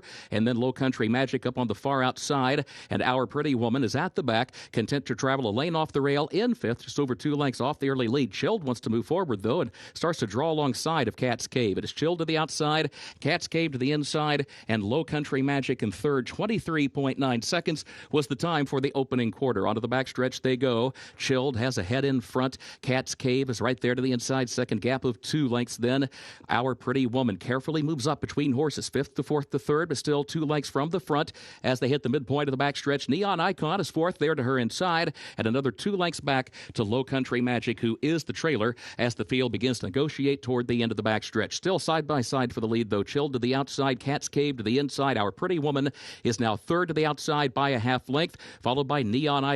Low Country Magic last 47.93 seconds. That was the time for the first half mile. Onto the far turn they go. It is Chilled and Cat's Cave. Cat's Cave to the inside, Chilled to the outside, matching strides. Neon Icon sneaks up the inside. Our Pretty Woman is there toward the outside, and that pair stride for stride contesting the third spot. Less than a quarter mile to go now, and Low Country Magic is last up of the short stretch. It is Chilled alongside of Cat's Cave. Neon Icon is right behind them. Our Pretty Woman is still fourth, now third on the outside, but Chilled has the lead. They're moving into the final furlong. It is Chilled with the advantage, has it by 2. Cat's Cave to the inside is still there, contesting the second spot, followed by Neon Icon. Our Pretty Woman is in fourth, and here comes the wire. A late charge from Cat's Cave. Chilled is in front, and Chilled will win it. Cat's Cave was second, Neon Icon third, and then Our Pretty Woman and Low Country Magic.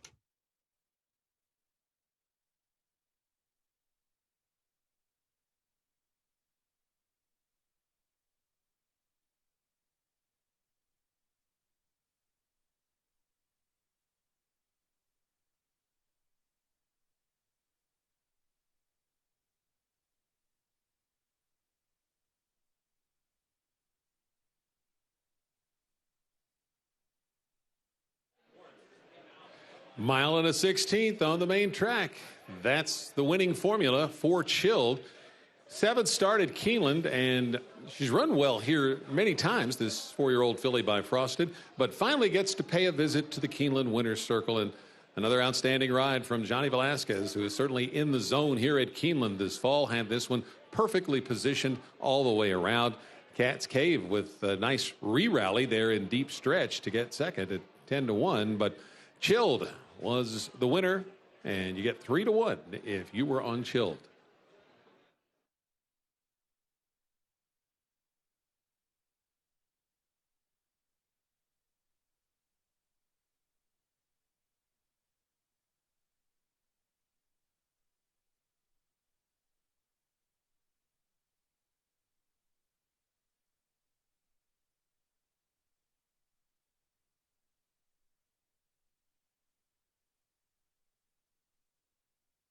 Unofficial results of Keeneland's third race. Number 3, Chilled, was first. Number 2, Cat's Cave, was second. The 1, Neon Icon, third. Number 6, Our Pretty Woman, fourth. 3-2-1-6 unofficial.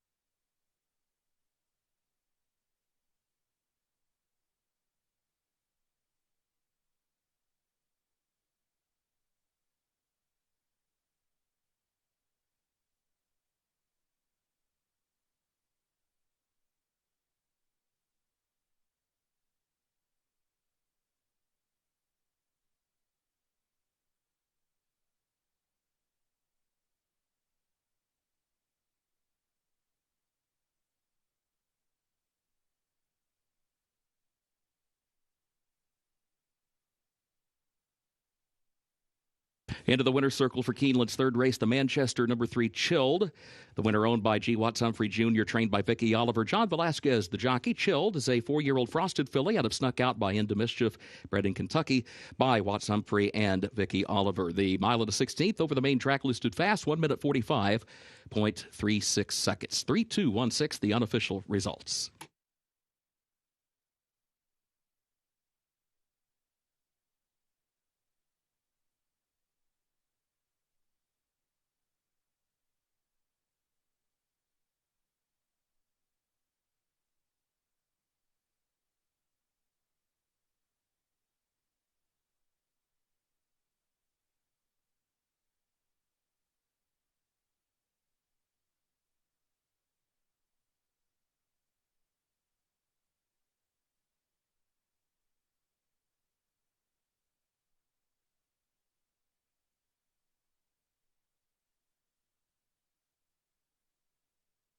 Third race results official, 3-2-1-6, the official results. Trophy presentation for the Manchester to the connections of Chilled.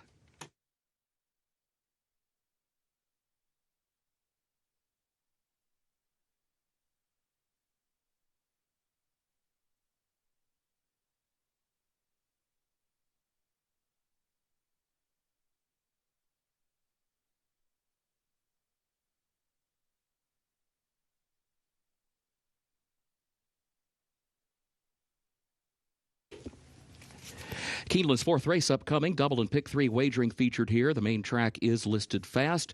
The turf is firm today. In this fourth race, scratch number 4, Shot at Perfection. Also scratch number 8, Traject.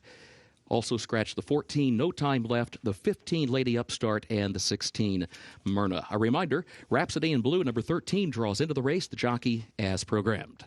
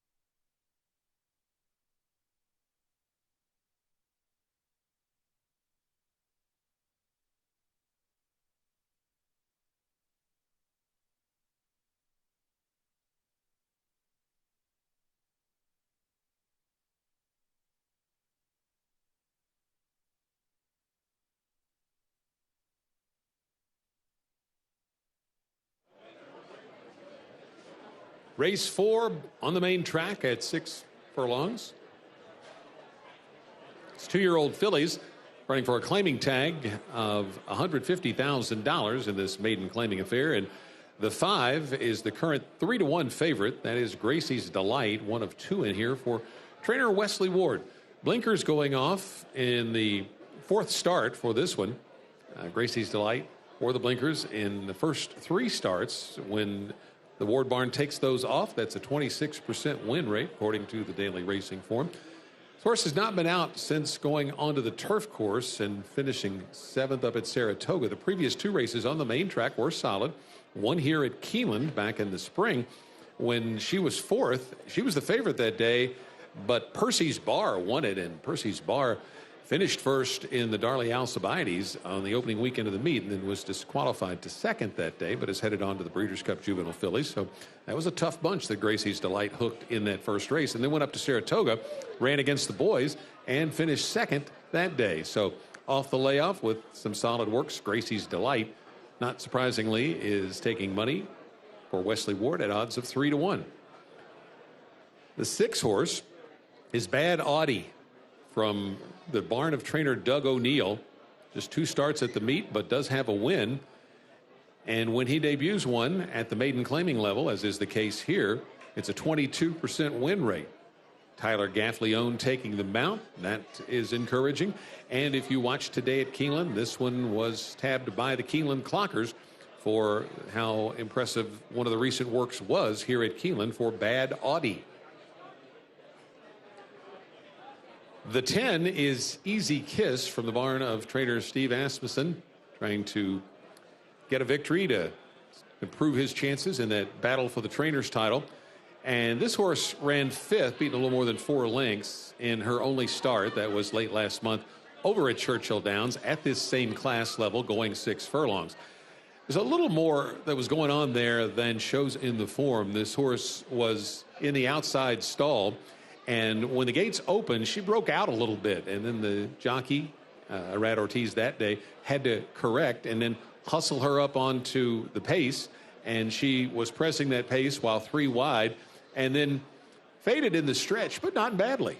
5th, but beaten only a little more than 4 lengths, and was the betting favorite that day, again at this same class level. So now it's Keith James Asmussen in the saddle, and he's had a really solid fall meet here at Keeneland. So this one at 7-1, worth a long look as well. It's a race with not a whole lot to go on. Several first-time starters in here, so good luck sorting it out.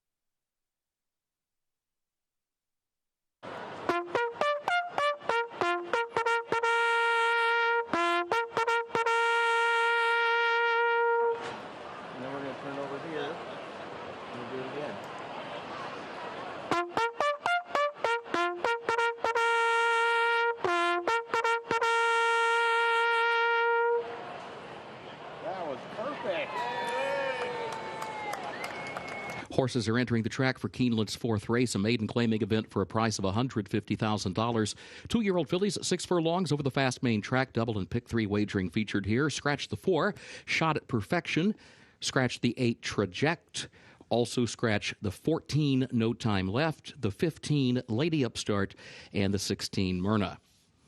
Rhapsody in Blue, number 13, draws into the race. Jockey as programmed. Post time 7 minutes.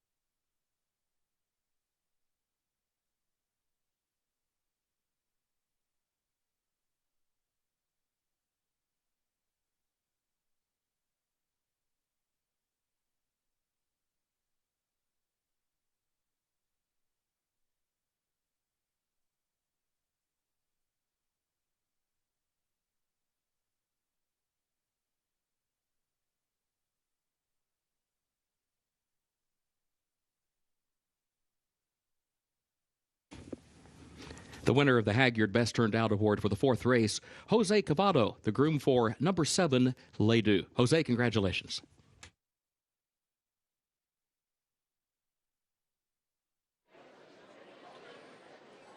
Gracie's Delight, the 5, still the favorite, now at 5-2. Has not been out since July, but has been working steadily here on the Keeneland main track. Most recently, best of 11 on October the 15th, going 5 furlongs and just under a minute and 1 second there.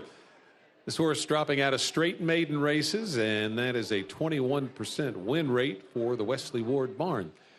There are 2 Ward trainees in here. The other one is the 12, Muffin Music, also dropping from straight maiden company into the maiden claiming level here, but it's $150,000 claiming tag, so this is a high-level group. This horse purchased at a 2-year-old sale earlier this year and ran at Monmouth on the turf in July and finished 4th behind a horse that was a next-out winner, and then went to Kentucky Downs and ran on the 28th of August and finished 4th again, and the horse that finished 3rd that day came back to win, so maybe some good fields that Muffin Music has been facing. Currently, you're getting 6-1 on Muffin Music, up just a little bit from the 9-2 morning line. For a price, you can take a look at the 9 Let's Chance It. 19-1, and this horse dropping out of 3 maiden special weight races into maiden claiming company, and that's a positive move for trainer Aaron West, who's only saddled 2 at the meet, but's winning at a 24% clip this year. He wins at 12% on the move from maiden special weight to maiden claiming. And this horse has excellent speed on the lead last time on a pretty hot pace and just off of it in the previous 2. Now, the first 2 were second-place finishes up at Horseshoe, Indianapolis, shipped down to Churchill Downs, faced tougher company, but didn't run badly. Was out of the 4-hole in a field of 12 and was on the lead after breaking out slightly coming out of the gate, and then did fade in the stretch, but only to 5th and not beaten that far. So Let's Chance It. Maybe could hang on a little longer at this 6 furlong distance after going 6.5 last time. He had 19-1 on that one. So it's an interesting handicapping challenge here in race 4. Good luck figuring it out.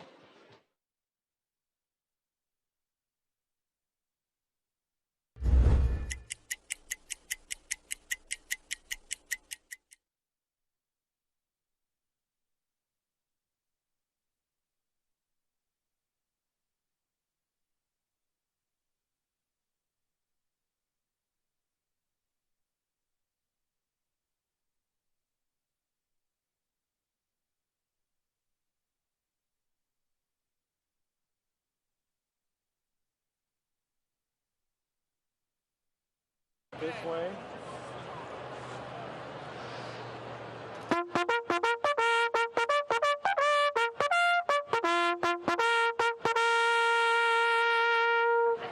Now we turn over here.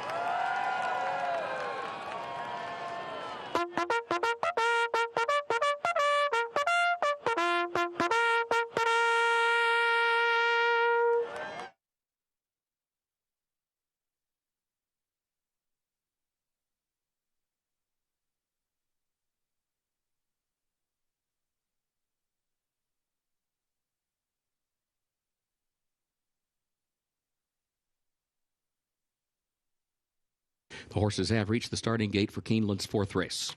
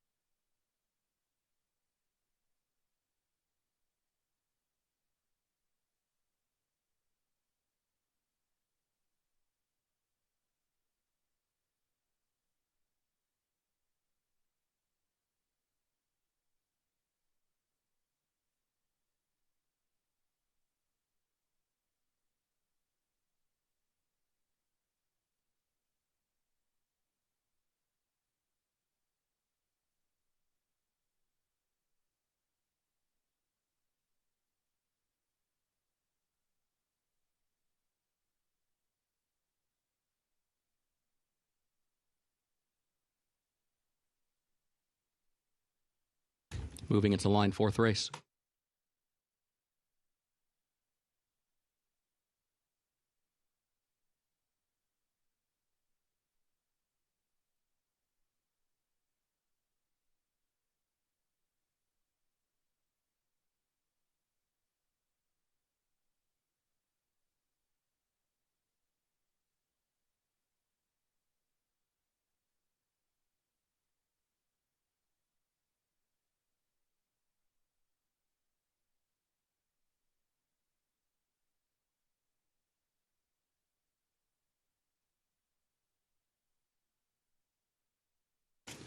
Easy Kiss comes forward.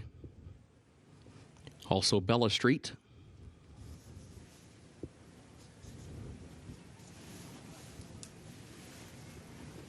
Gracie's Delight. Muffin Music walks up.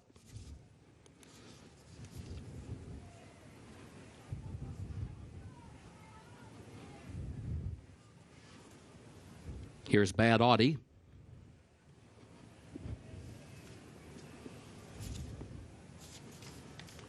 Rhapsody in Blue will be the last one. Goes in at the post.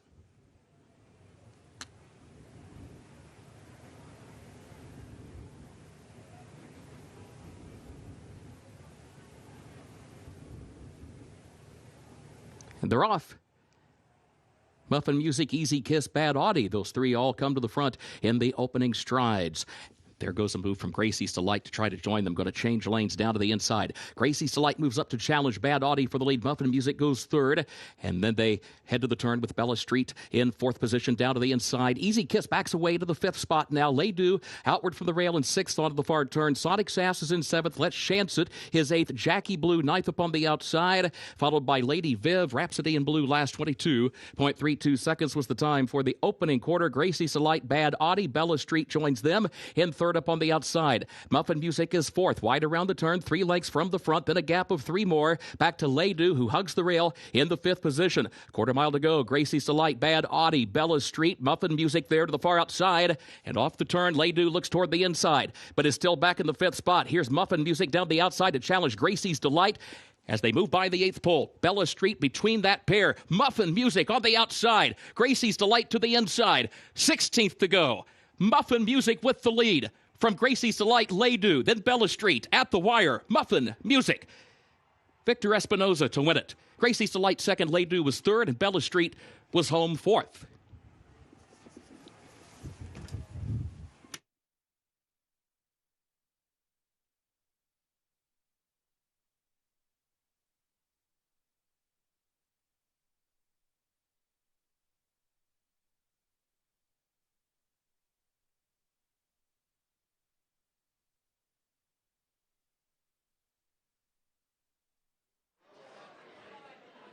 Really wide journey there for Victor Espinoza and Muffin Music, but Espinoza had plenty of horse underneath him to answer the challenge. This one, an authoritative victory over the stablemate as the second choice beats the favorite in here.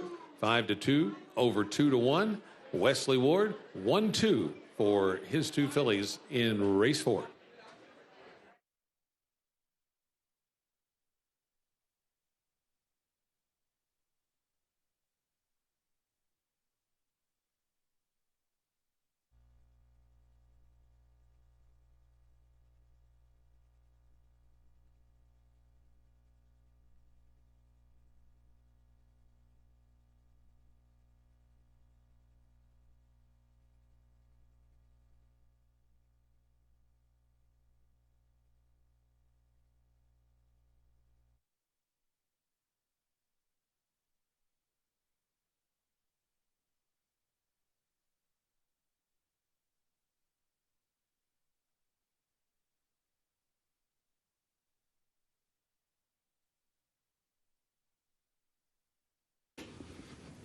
Unofficial results of Keeneland's fourth race: 12 Muffin Music first, 5 Gracie's Delight second, 7 Laydu was third, the 11 Bella Street fourth.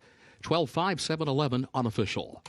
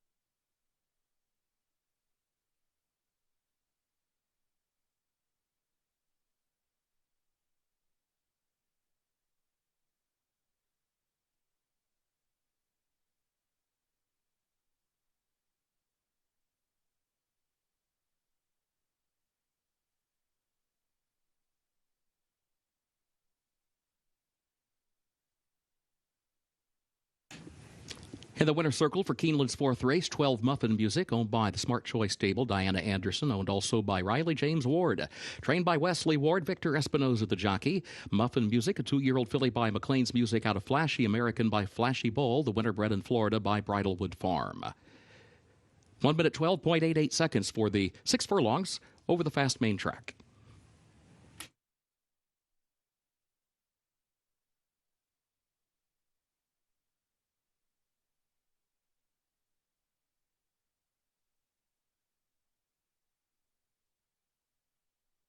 Fourth race results official. 12-5, 7-11 the official results.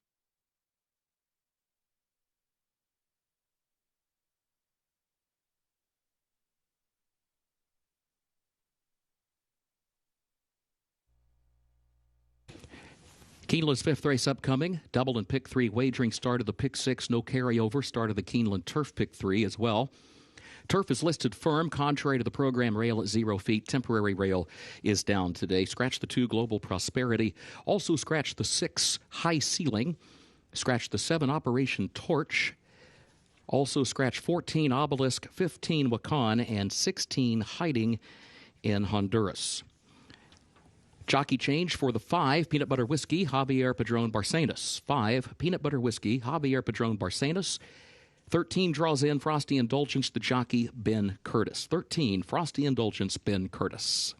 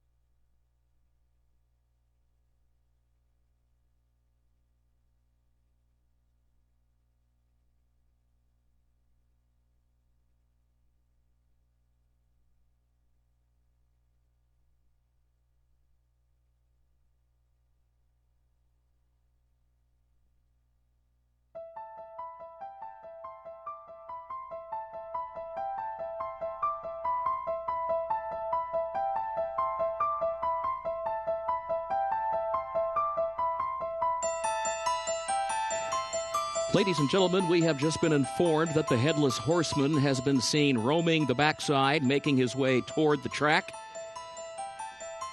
Ladies and gentlemen, I stand corrected. He is on the track. Look, if you dare.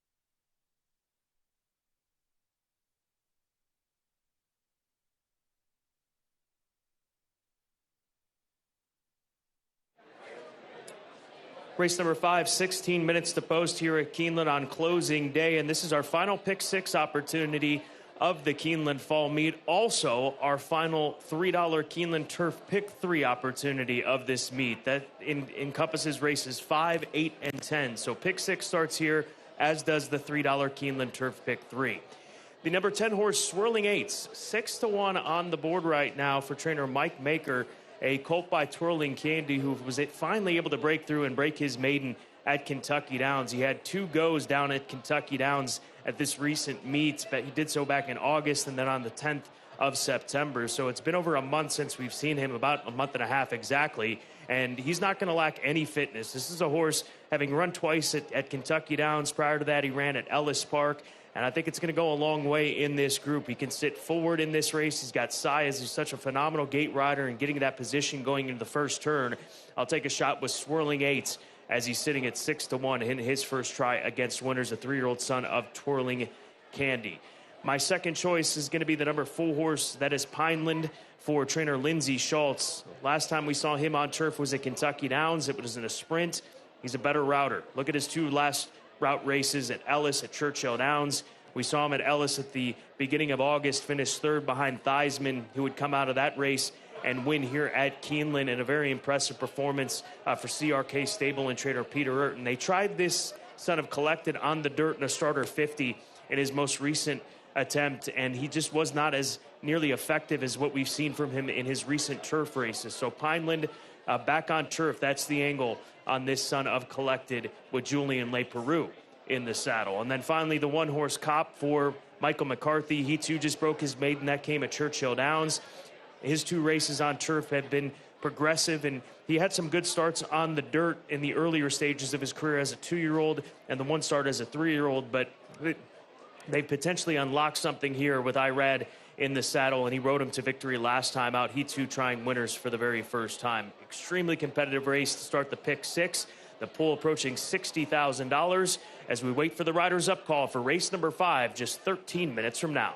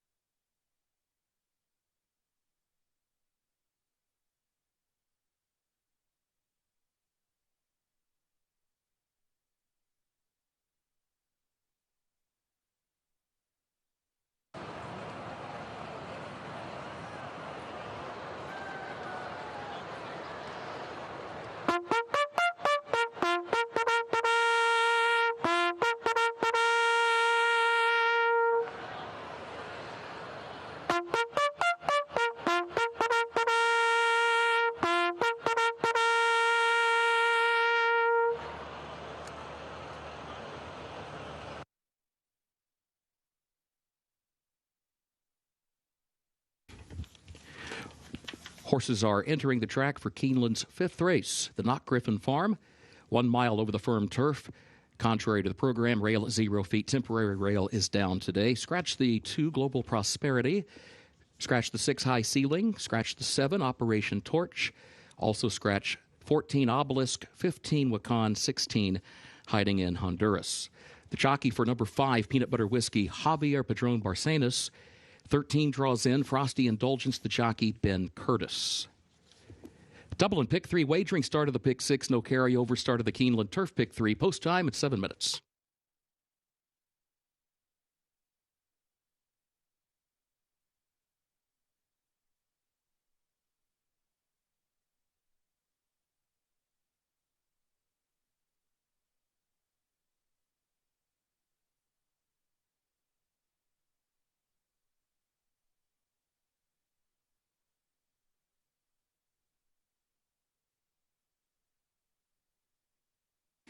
Please note, number 3, JoJo Go, will wear blinkers as usual. The blinkers will be applied at the gate.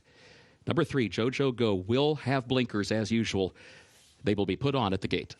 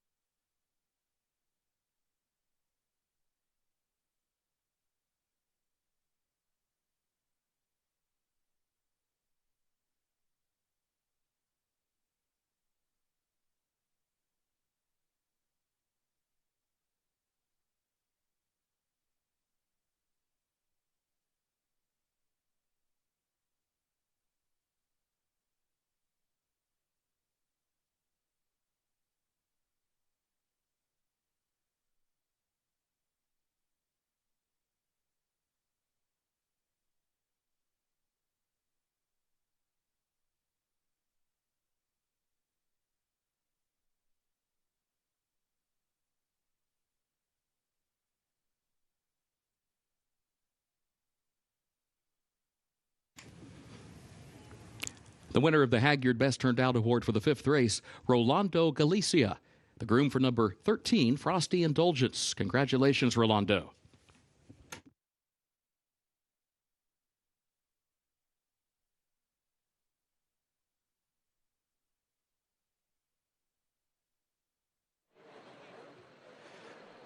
Race number 5 now 6 minutes away from post time. Start of our pick 6 and Keeneland Turf pick 3. Mount Oreb is the number 9 horse for Brendan Walsh. Looks real fit off this 7-month layoff, to be expected for Brendan Walsh coming here to Keeneland and currently sitting as the 2-1 favorite. This is a horse who's had multiple opportunities in facing winners since he broke his maiden at Woodbine, going 6.5 on the synthetic. A horse that likes to come from off the pace. Recently 3rd at Gulfstream at the beginning of March. Tyler Gaffalione jumps into the saddle for the first time on this son of Hardspun. And in this tight trainers race, as Brendan Walsh and Steve Asmussen are tied with 11 wins apiece, and Brad Cox one off the pace with 10. A win here for Brendan Walsh as we approach the midway point of this 10-race card would go a long way in the fall title for the trainers here at Keeneland Racecourse. We're less than 5 minutes away from post time as the pick 6 approaches $100,000. Good luck.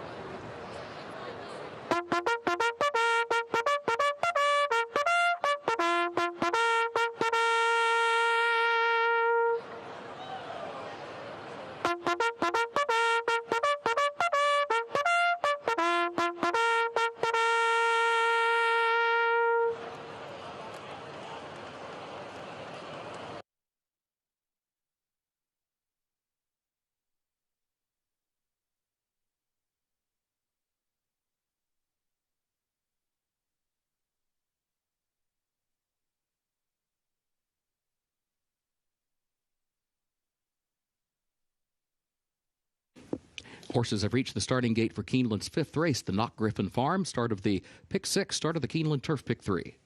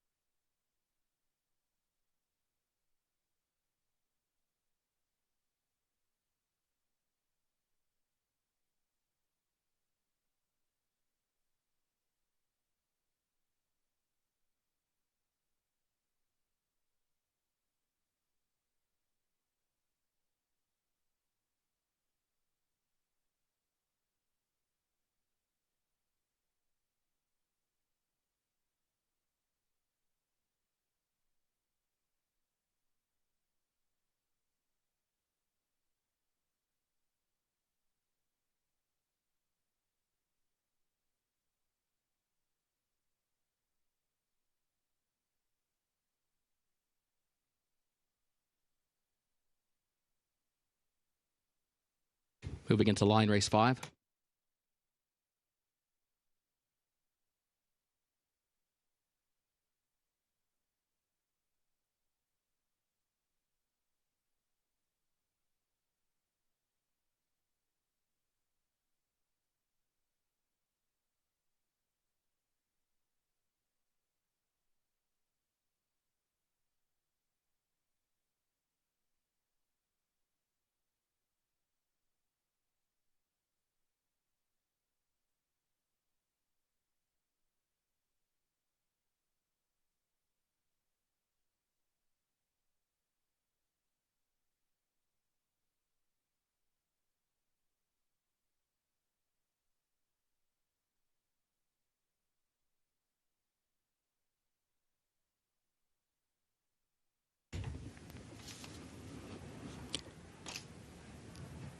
Here's Peanut Butter Whiskey along with Bite and Strike.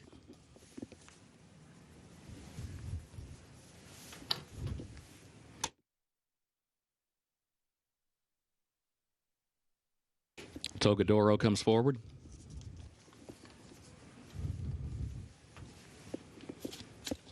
Frosty Indulgence, last one goes in at the post. And they're off. There goes JoJo Go out for the early lead. Pineland is right there in the opening strides. And Peanut Butter Whiskey, who kicks in now as they go to the first turn. Pineland to the inside and Peanut Butter Whiskey right alongside. The early battle here for the lead. JoJo Go backs away against the rail into the third position. Togadoro goes wide around the first turn in fourth. Swirling 8 stacks up to his outside in fifth. Mount Horeb finds some running room to the inside. Moves up one spot from sixth. Frosty Indulgence 7th. Cop is 8th. Bite and Strike is in 9th. And timing difference 10th and last.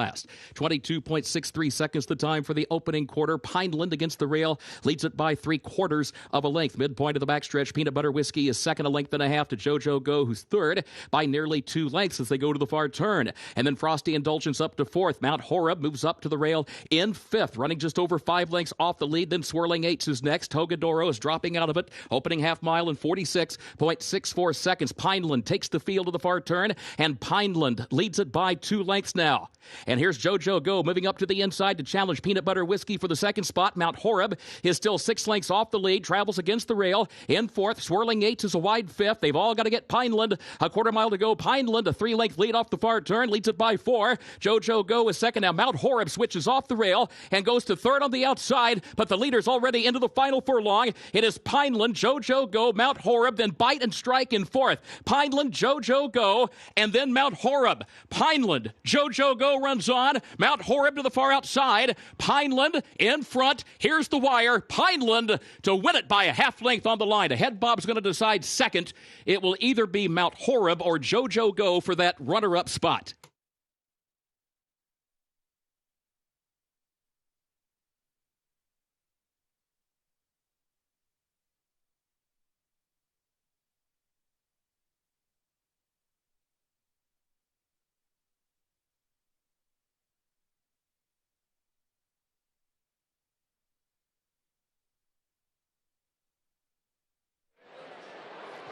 back on turf, back to a route of ground, and it all comes together for Pineland. He went quick, but this is what he wants to do as he runs them off their feet early on and is able to maintain an advantage late in stretch to pull this one off at odds of 7-1. Trainer Lindsey Schultz having a phenomenal meet with limited starters here at Keeneland Racecourse, winning another for Shortleaf Stable.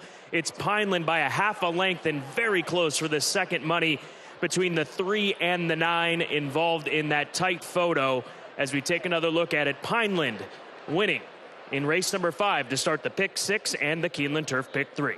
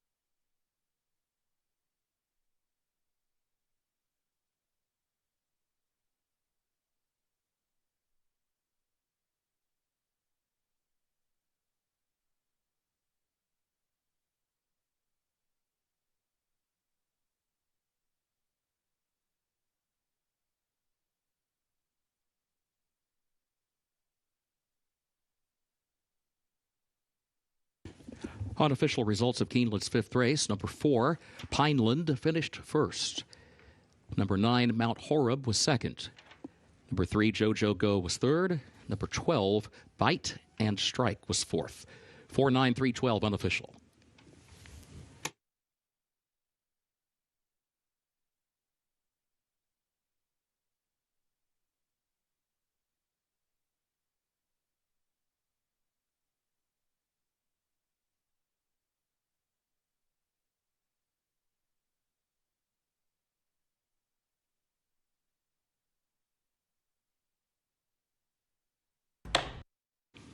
Head of the winner's circle for Keeneland's 5th race, the Knock Griffin Farm, number 4, Pineland, owned by the Shortleaf Stable Incorporated of John Ed Anthony, trained by Lindsey Schultz, the jockey Julian Leperoux.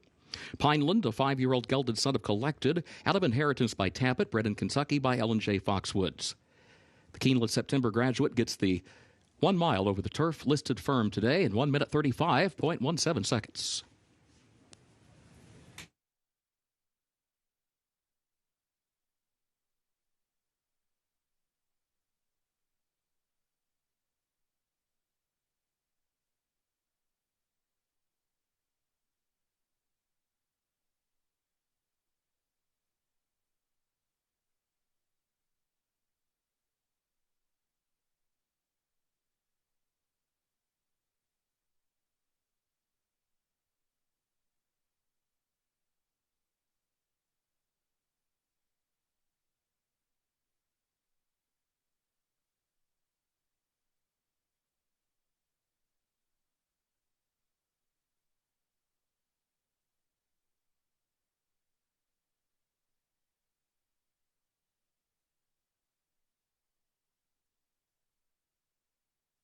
Race 5 results official. 4-9-3-12 the official results.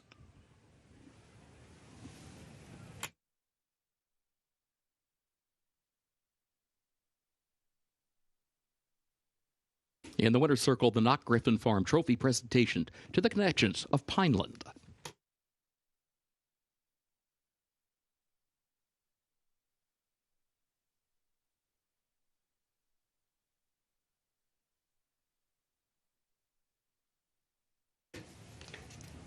Early pick 5 pays on 5 of 5 with a consolation 4 of 5. Race 6 upcoming. Double and pick 3 wagering started the late pick 5, no carryover. Scratch the 2, Just Deeds. Scratch the 3, Outfielder. And scratch the 4, Strategic Reserve. As a result of those scratches, no show wagering, no trifecta, and no superfecta on race 6.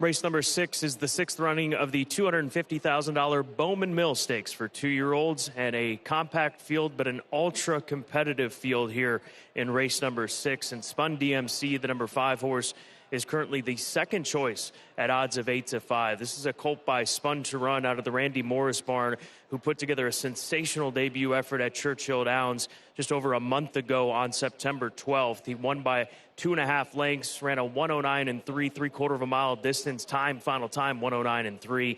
And here's a colt that we've seen a lot of horses come out of that race at Churchill Downs. The first few that we saw a few weeks ago didn't perform all that well, but lately we have seen horses come out of that race and run exceptionally well, including Trouble Calling, who was third in that event, who ran a very good second-place finish on Sunday, nearly won on Sunday in his first try out of that race at Churchill Downs. We also saw Steve Asmussen, runner who was well back in the pack in the race that Spun DMC won, come back and win here this week at Keeneland. So it's turned out to be a productive race in recent days, and I think that Spun DMC, with Irad Ortiz Jr. having recently worked this horse on Monday, a nice easy maintenance workout in 49 and 3. Prior to that, he worked a sensational 46 and 2, going a half mile, very easy. So a lot of expectations around Spun DMC as he faces winners today and jumps into stakes company this afternoon in the Bowman Mill. Heartily is the even money favorite. This is a colt by Complexity for trainer Wesley Ward, who went on to win opening weekend here at Keeneland of this fall meet by 6.5 lengths. Trainer Wesley Ward telling me this morning, we were spending time with him during morning training, that he knows it's a quick turnaround, but he doesn't feel like this horse has even had to give his all to win on debut. Johnny Velasquez, he's looking for a record-setting 8th stakes victory this meet at Keeneland, having tied the mark set by Pat Day back in 1998 yesterday with 7 wins. So heartily for the Lael Sables, looking to go 2 for 2 to start off his career. And then finally, Gallivant, he's a maiden running against Stakes Company here today, but he earned a very strong speed figure on debut opening weekend here at Keeneland. He set the pace, ended up finishing third. Very well-bred son of Into Mischief out of the stakes-winning First Dam Fancy Dress Party, a homebred for L&J Foxwoods. He's 7-2 on the board right now. The reality of this upcoming Bowman Mill Stakes, they all have big chances. Even Super Kick, who was 20-1 on the morning line, he's currently sitting at 9-2. Good race coming up. 2-year-olds going 3/4 of a mile in stakes competition. The Bowman Mill is up next at Keeneland.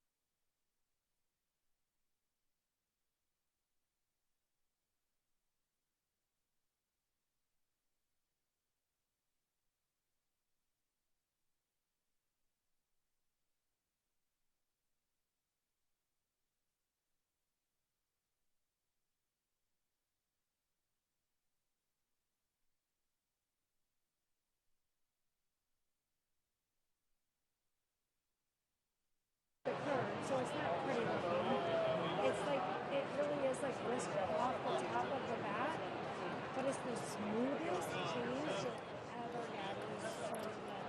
So if you ever go to Wisconsin, have cheese.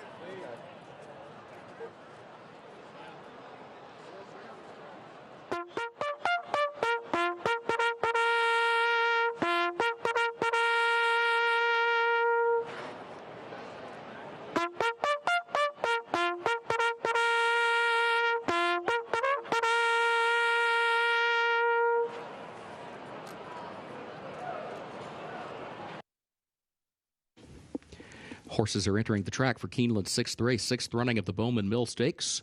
2-year-old, 6 furlongs over the fast main track. Double and pick 3 wagering start of the late pick 5, no carryover.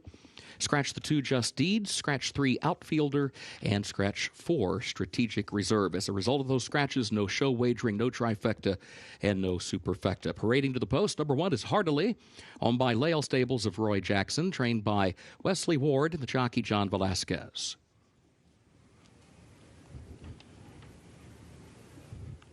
Number 5 is Spun DMC, owned by Upcountry Farm of Ollie Biesinger, owned also by trainer Randy Morse, the jockey Irad Ortiz Jr.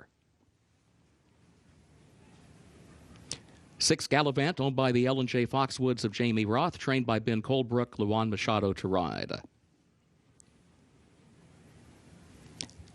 And 7 Super Kick, owned by the Calumet Farm of Brad Kelly, trained by Owen Hardy, Luis Saez, the jockey. Post time at 5 minutes.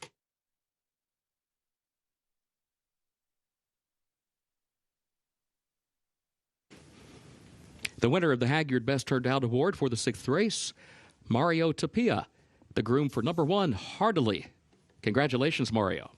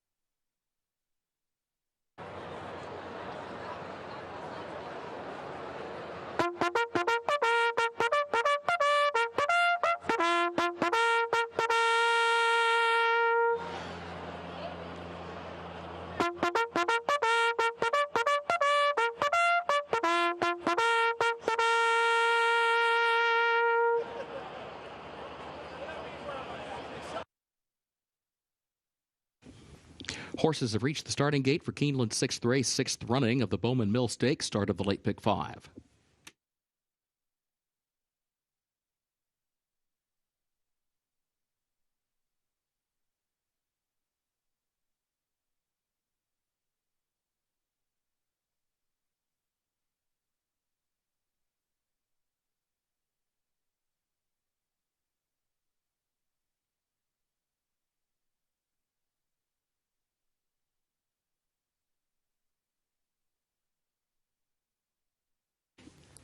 Plate pick 5 pool over $500,000. Moving into line, race 6.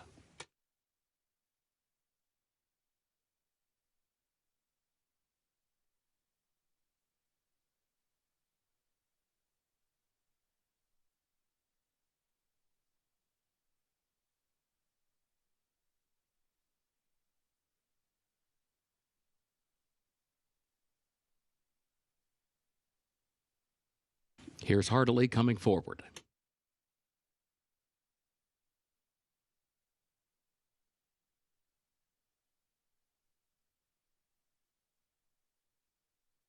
Spun DMC awaits.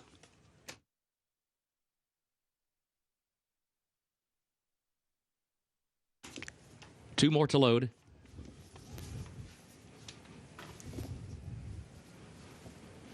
Gallivant. Super Kick, the last one. Walks up.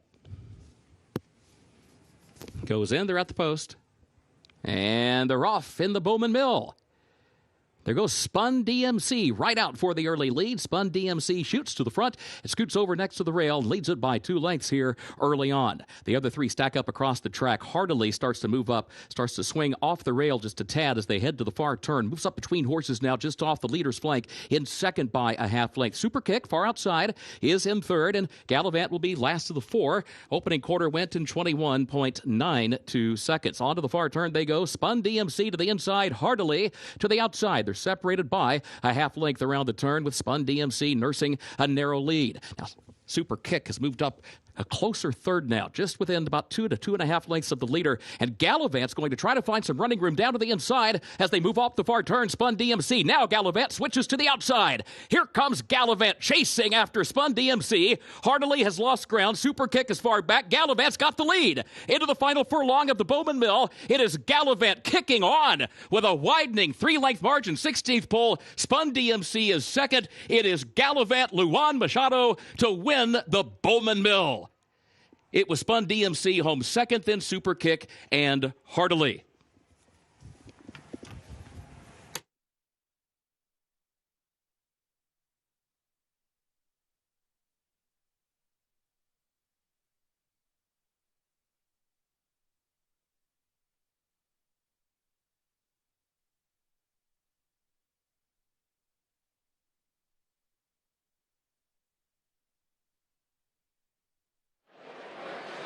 Gallivant able to rally from off the pace in this field of 4 and run down Spun DMC, who ran like a rocket from the starting gate but just could not hold off Gallivant, who breaks his maiden here today in the Bowman Mill, showing professionalism off the pace this time and scoring at odds of 2-1 for LNJ Foxwoods. 6-5-7-1, the unofficial 4 finishers in the Bowman Mill.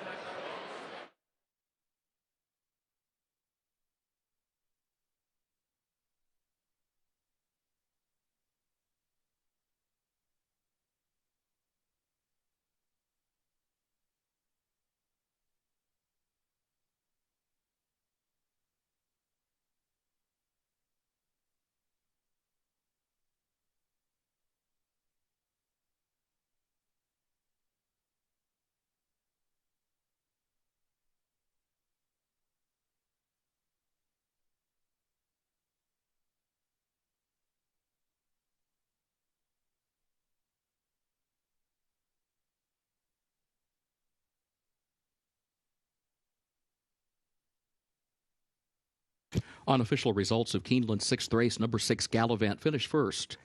Number 5, Spun DMC, second. Number 7, Super Kick, third. Number 1, Hardily, fourth. 6-5-7-1 unofficial.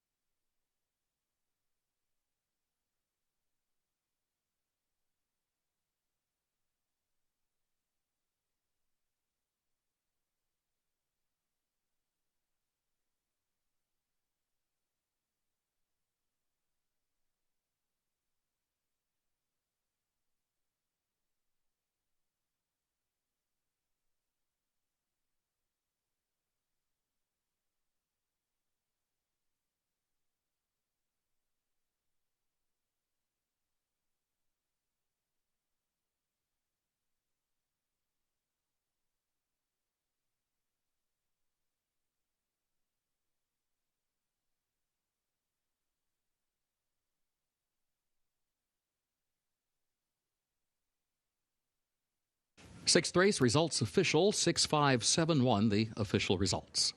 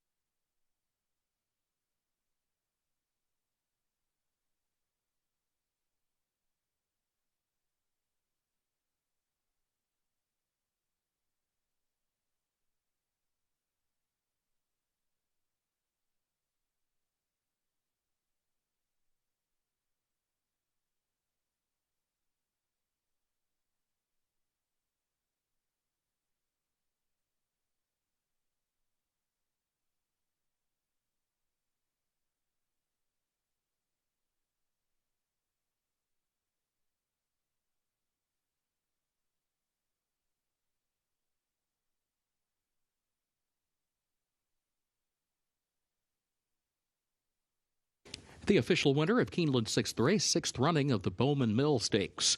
Number 6, Gallivant, owned by the L&J Foxwoods of Jamie Roth, trained by Ben Coldbrook, the jockey Luan Machado. Gallivant, 2-year-old son of Into Mischief, at a fancy dress party by Munnings, bred in Kentucky by L&J Foxwoods. 6 furlongs over the main track, listed fast, 1 minute 11.17 seconds.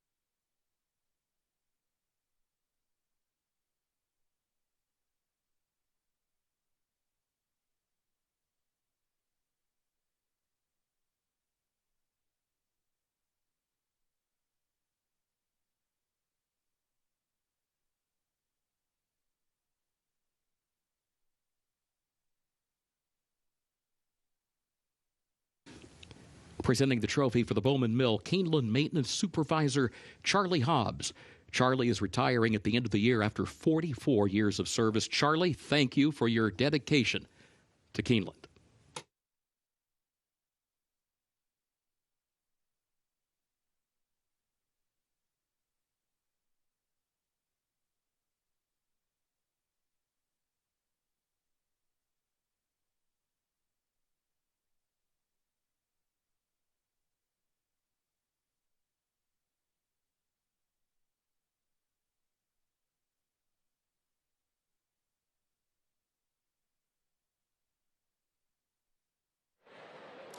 Gallivant breaking his maiden in the Bowman Mill here today from off the pace for L&J Foxwoods, Ben Colebrook, and Luan Machado. Watching this race set up in front of you as you left the starting gate, do you feel like you were in a perfect spot going 6 furlongs?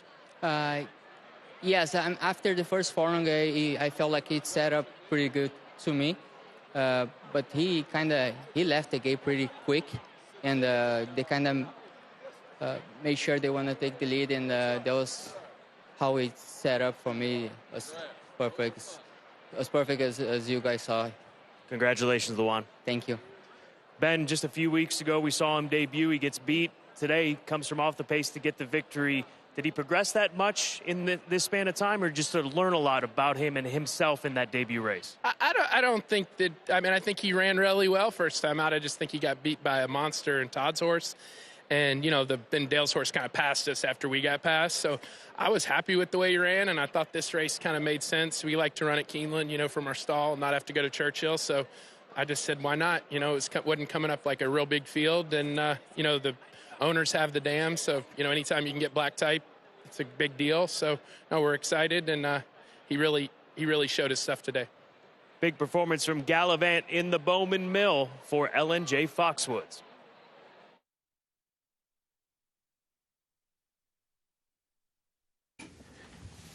Keeneland 7th race upcoming, double and pick 3, and also late pick 4 wagering here. Main track is listed fast. No changes in race 7.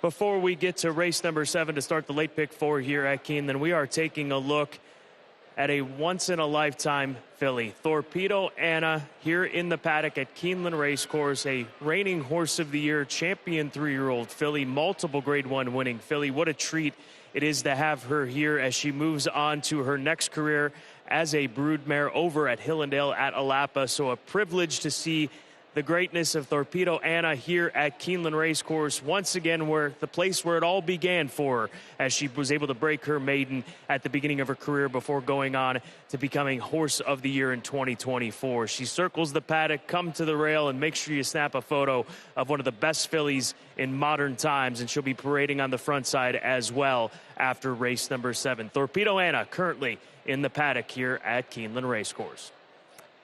We're 15 minutes away from this 7th race, and the number 6 horse at 5-2, the current favorite, that is Paris Lily for Godolphin and trainer Brendan Walsh, a City of Light filly who is currently sitting as the 5-2 favorite. She comes out of consecutive graded stakes tries, including the Monmouth Oaks, the Delaware Oaks, and the Grade 2 Black-Eyed Susan mid-May on Preakness weekend on the Friday before Preakness over at Pimlico. And I think that this move into Allowance Company here today is going to do her some good here, given who she's been running against in those graded stakes races. She comes in with a 3-month freshening since that run at the end of July in the Monmouth Oaks, and she has course form here at Keeneland. She was able to break through back in April in an other than allowance race, going 1 1/16 miles. So she steps up to 1 1/8 miles, and I don't think that that will be an issue for this daughter of City of Light here this afternoon, holding at a good price of 5-2.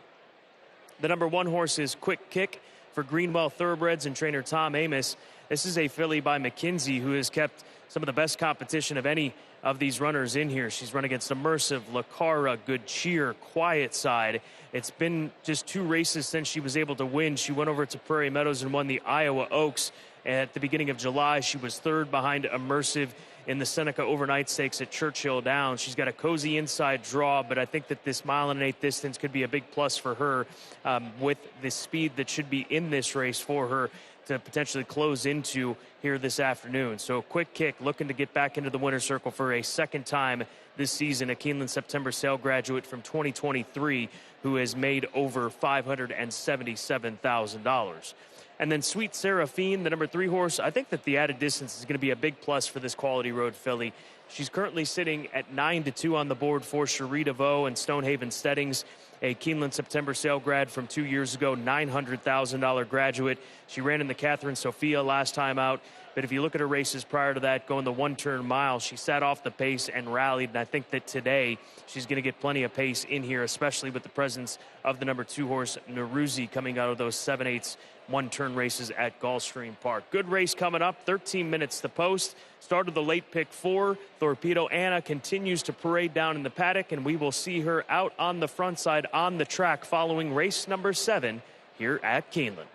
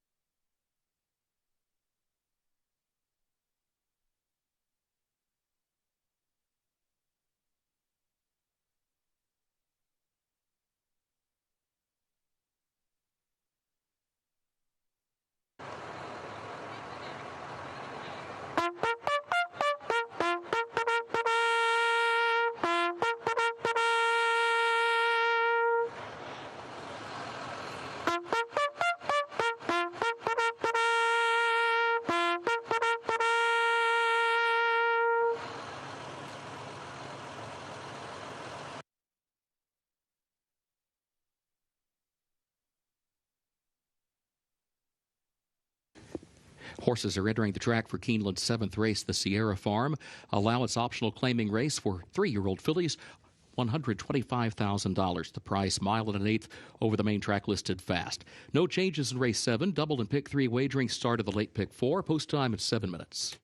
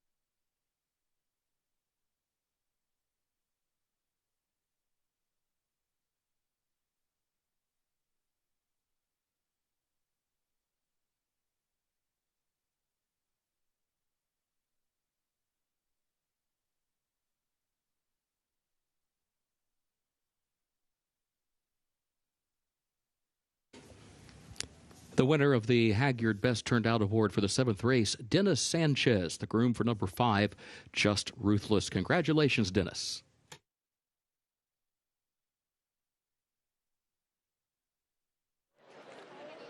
Horses warming up for race number 7 here at Keeneland. We're looking at the 7-horse Conch Fried Rice. This is a filly by American Pharoah for Dixiana Farms and trainer Michael Stidham. She's a filly that's done a good chunk of her racing on turf, but the last 2 times we've seen her on the main track, she's been able to win in off-the-turf events at Delaware back earlier this summer. She is a big filly. She looks like she is built for every bit of this mile and an eighth distance. And I know that Dixiana Farms, they love running their horses on the turf course, but they just may have a dirt filly on their hands. And here she is running. She's currently sitting at 10-1 on the board. Love the looks of this filly that was purchased for $375,000. That is the 7 Conch Fried Rice with Johnny Velasquez in the saddle. Good luck in the late pick 4, final pick 4 opportunity of the meet for the fall here at Keeneland.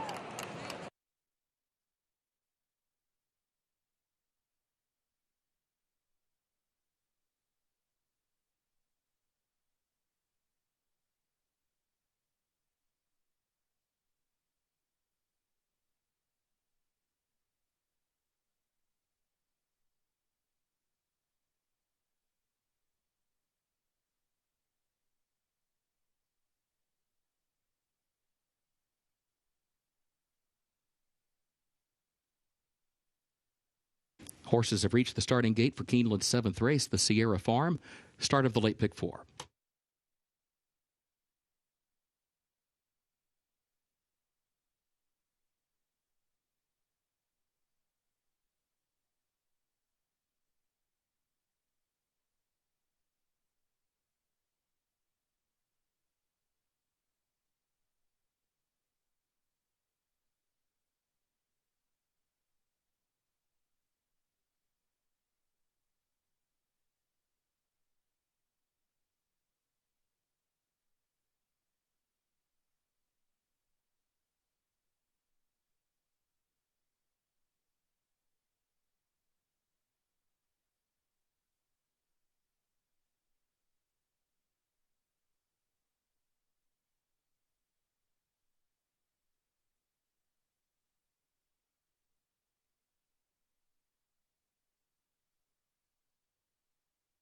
Moving into line 7th race.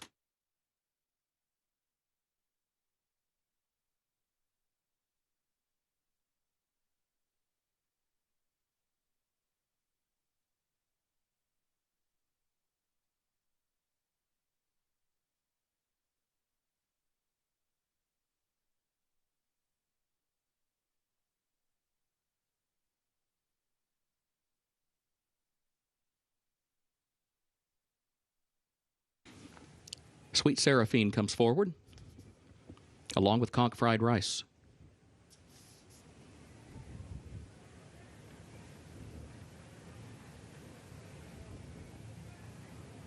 Here's Disco Rules. Yes, It Tis will be the last one. Walks up. Goes in at the post.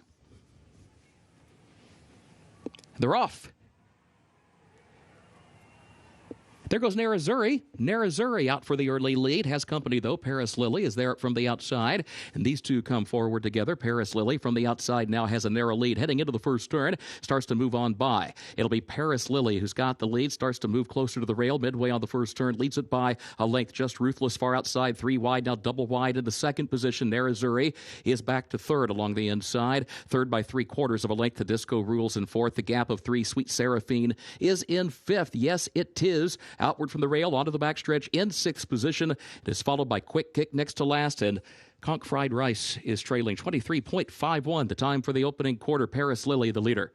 Paris Lily leads it by just a half length. Just Ruthless, second a length and a half. Narazuri, midpoint of the backstretch, goes third, 3/4 of a length. The Disco Rules, fourth up on the outside by a length. Sweet Seraphine is fifth, a half length. Yes, It Is sixth up on the outside. And then Conch Fried Rice and Quick Kick, who is last. They got the first half mile in 47.5 seconds. Paris Lily, the leader, leads at 3/4 of a length. Just Ruthless still there to the outside. Narazuri still there, tucked away against the rail in third. 2 lengths off the lead. Disco Rules moves up, now takes third by just a neck. Yes, It Tis is now fifth up on the outside. Sweet Seraphine, Conch Fried Rice, and Quick Kick at the back as they come toward the quarter pole. It is Paris Lily, Disco Rules, now Just Ruthless between that pair, and Yes, It Tis up on the far outside. Disco Rules, Yes, It Tis, and Narazuri looking for room. Paris Lily still there, though, with a short lead. Yes, It Tis into the final furlong is right alongside. Paris Lily still leads it by a neck. Yes, It Tis, then Narazuri. Quick Kick has gone to fourth.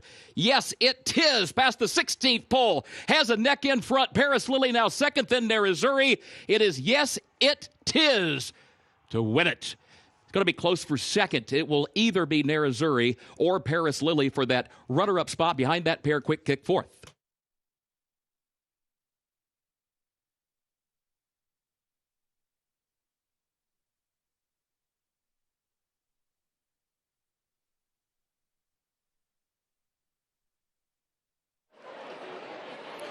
Yes, it is. Yes, it is, rather. In race number 7, in an absolute throwdown fight with the favorite Paris Lily late in stretch here, as the 6 is doing everything she can to dig back in, and the 8 just able to wear her down in the latter stages of this race. Maybe a little contact between these two 3-year-old fillies, as yes, it is for Brad Cox, gets the victory. And with that victory, Brad Cox and his team move into a 3-way tie in the trainer standings with just 3 races left here at Keeneland.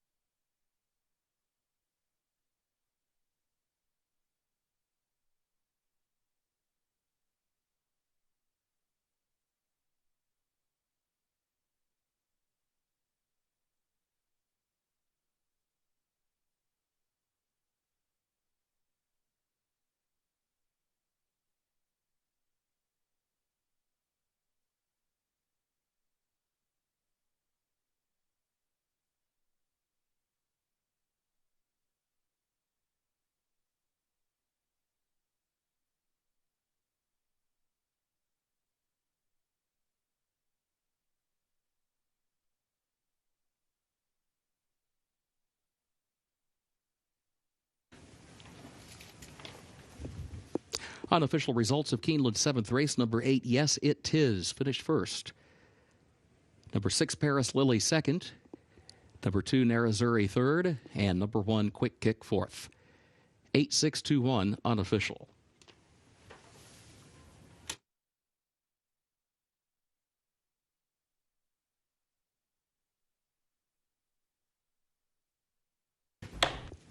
And the winner's circle for Keeneland's 7th race, the Sierra Farm, number 8, Yes, It Tis, owned by Full of Run Racing 2 LLC of Dan Glick, trained by Brad Cox, Florent Giroux, the jockey. Yes, It Tis, 3-year-old Tis the Law filly, out of Entangled by Pivotal, the winner bred in Kentucky by Newstead Corporation. Keeneland September graduate gets the 9 furlongs over the main track listed fast in 1 minute 52.27 seconds. And as Scott mentioned, Brad Cox with this victory now tied with Brendan Walsh and Steve Asmussen with 11 wins, leading all trainers for the beat.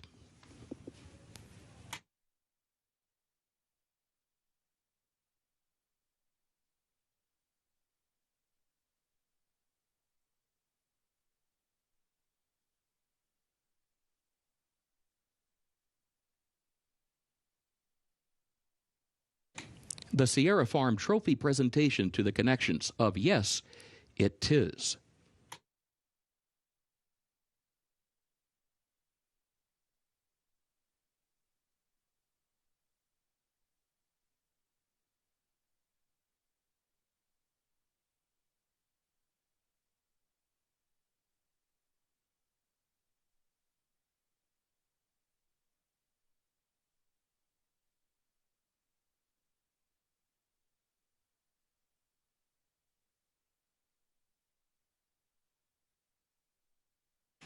Seventh race results official, 8-6-2-1, the official results.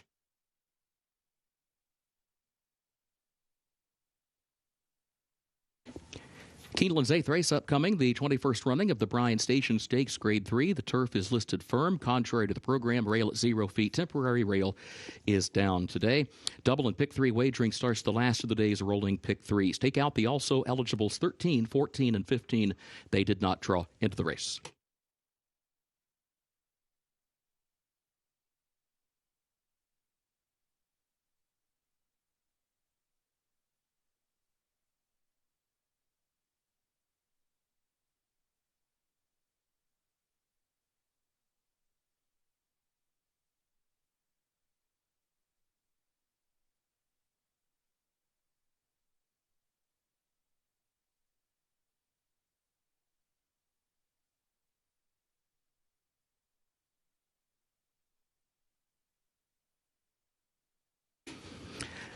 Ladies and gentlemen, we ask that you please direct your attention trackside. Keeneland is proud to honor champion and reigning Horse of the Year, Torpedo Anna. 2 years ago, this remarkable filly began her journey here at Keeneland. Since her debut, she's claimed 7 Grade 1 victories, earned more than $5 million, and inspired thousands of racing fans. Now retired, Torpedo Anna will begin her broodmare career at Hillendale at Alapa. Please join us in honoring Torpedo Anna as we celebrate her extraordinary racing career.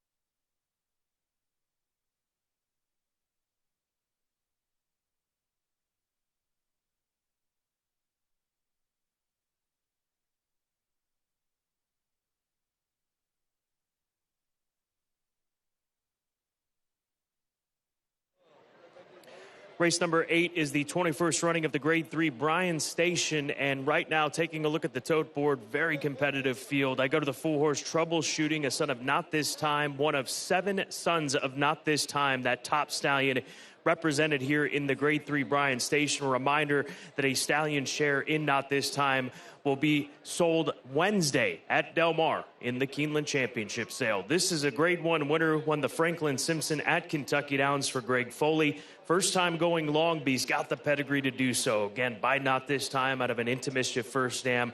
I think that he can take a big step forward here, and he's a great price right now, 6-1. To the outside, the number 12 horse sits at 4-1. That is Salami for Chad Brown. He's a stakes winner at Belmont, at Aqueduct in his most recent start. He's proven at the mile. Flavian Pratt is very familiar with riding this son of Speightstown, and this is a well-bred son of Speightstown for Juddmont. Salami, 4-1 on the tote board. And then finally, my third selection is the number 7 horse, who is 41-1 right now. That is Game Warrior. He's run against some of the best horses in Southern California on the West Coast at Del Mar. The Padre, that sensational winner of the Del Mar Derby back in August. He just went too far last time out for Jet Horse and trainer Peter Miller, so I think the return to a mile is really going to benefit Game Warrior this afternoon, as he is the longest shot in the Grade 3 Bryan Station, which comes up in 15 minutes.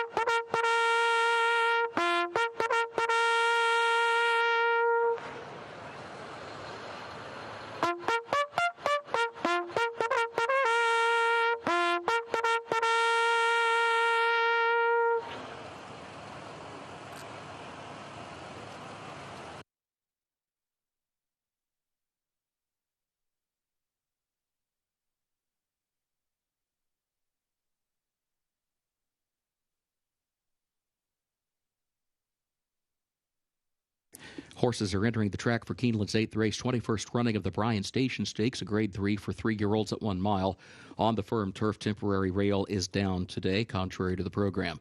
Double and pick 3 wagering starts the last of the day's rolling pick 3s. Take out the also eligibles 13 through 15. They did not draw into the race. Post time is 6 minutes.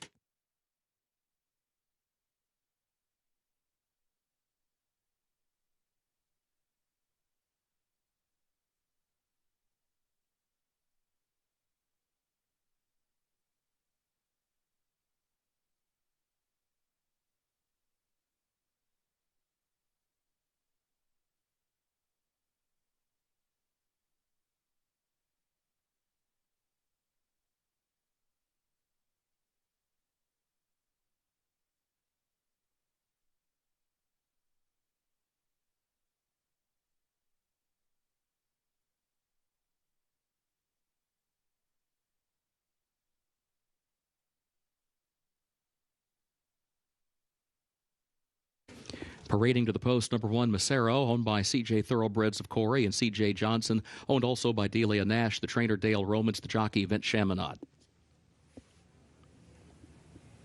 2, Golden Afternoon, owned by Eddie and Pat Greco, Scott Jaffe, Michael Clunan, Vacareza Racing of Carlo Vacareza, trained by Nick Vacareza, the jockey Jose Ortiz. 3, Antisocial, races for Colts Neck Stables LLC of Richard Santulli, trained by Jorge Duarte Jr., the jockey Luis Saez. 4, Troubleshooting, owned by the Donnemeyer Farm of Myra Ball, trained by Greg Foley, jockey Tyler Gaffalione. 5, Final Gambit, owned by Judd Mott of Fahad bin Khalid, trained by Brad Cox. The rider will be Luan Machado. 6, Dream On, owned by DJ Stable LLC of Leonard Green, trained by Mark Cassie, jockey Javier Castellano.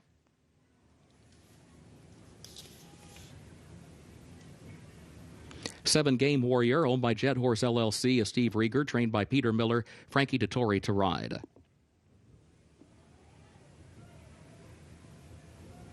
8, Tenacious Leader, owned by Spendthrift Farm LLC of Eric Gustafson, owned also by Rapoli Stable of Mike Rapoli, trained by Todd Pletcher, the jockey John Velasquez.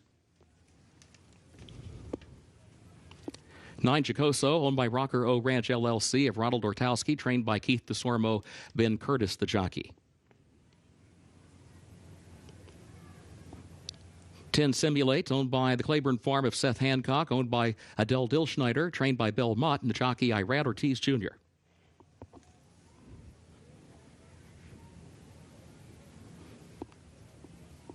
11, Plinsa, owned by the Mill Ridge Farm of Heedley Bell, owned also by Frank Garrison, trainer Rusty Arnold, jockey Florent Giroux.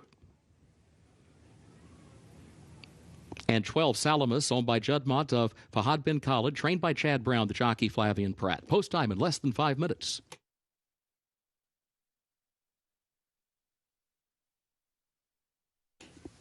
Winner of the Haggard Best Turned Out Award for today's 8th race is Freddie Garcia, the groom for number 4, Troubleshooting. Freddie, congratulations.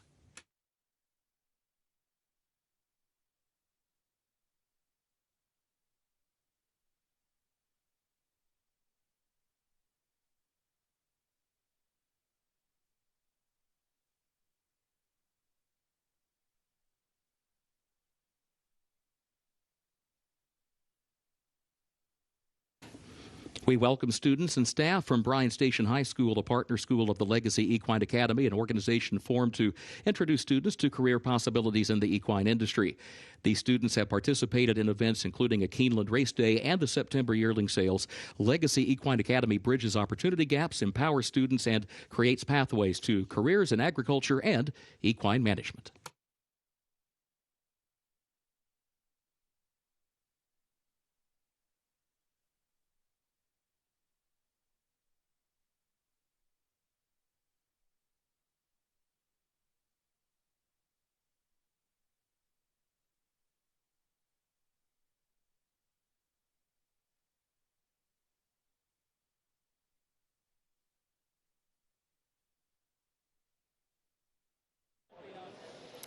Well, Frank, I don't know if I have ever seen this before. One stallion represented 7 different times in a stakes race. Can you recall any similar situation in the past? I mean, not this time is so special.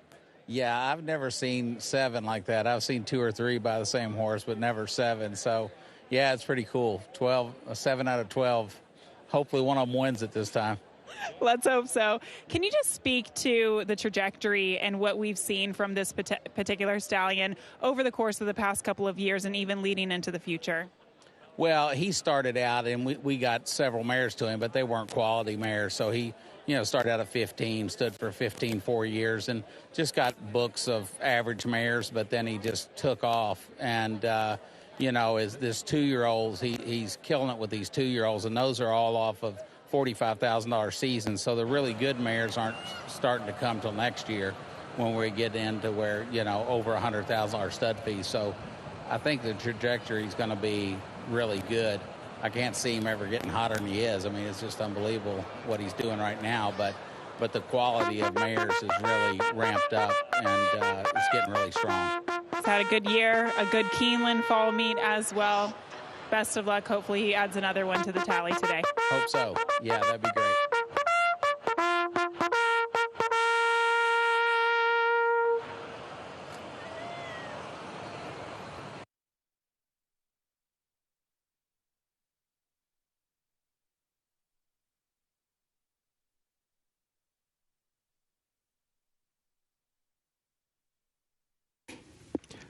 Horses have reached the starting gate for Keeneland's 8th race, 21st running of the Bryan Station Stakes, Grade 3.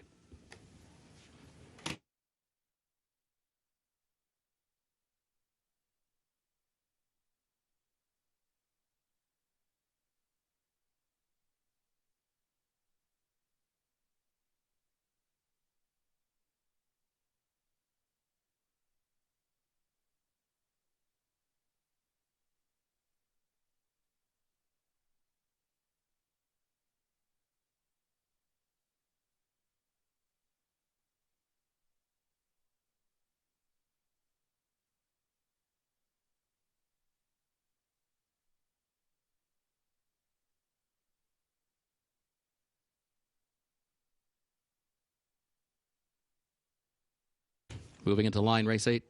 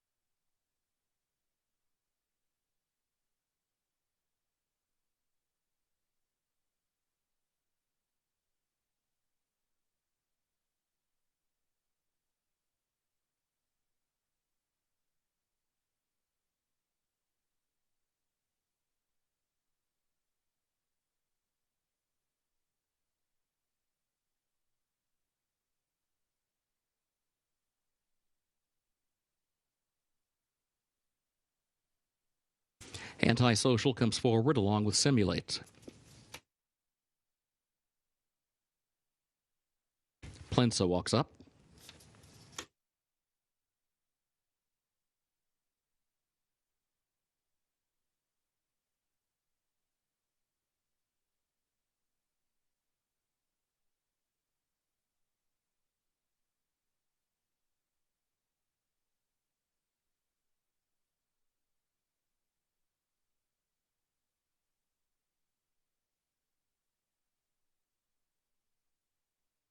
Troubleshooting goes in. Final Gambit. Here's Dream On.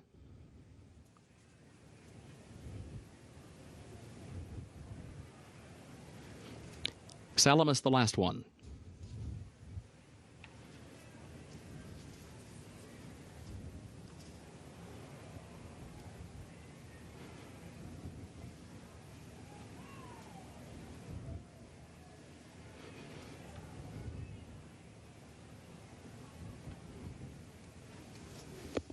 Goes in, they're at the post. Backs out. Again comes into the gate.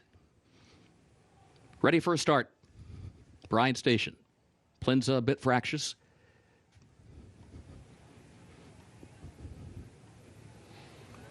And they're off in the Bryan Station Stakes. There goes Golden Afternoon right out for the lead. Troubleshooting is there. Tenacious Leader up to the far outside, but it will be Golden Afternoon who's got the lead as they head for the first turn. Tenacious Leader on the far outside. Troubleshooting in between that pair as they angle into the turn. Salamis is placed forwardly between horses in fifth. Antisocial going to save the ground to pick up about 3 spots and go to third against the rail. Further back, Becerro is in 7th position off the first turn. Plinza is 8th. Chicoso is in 9th. Simulate travels in 10th position.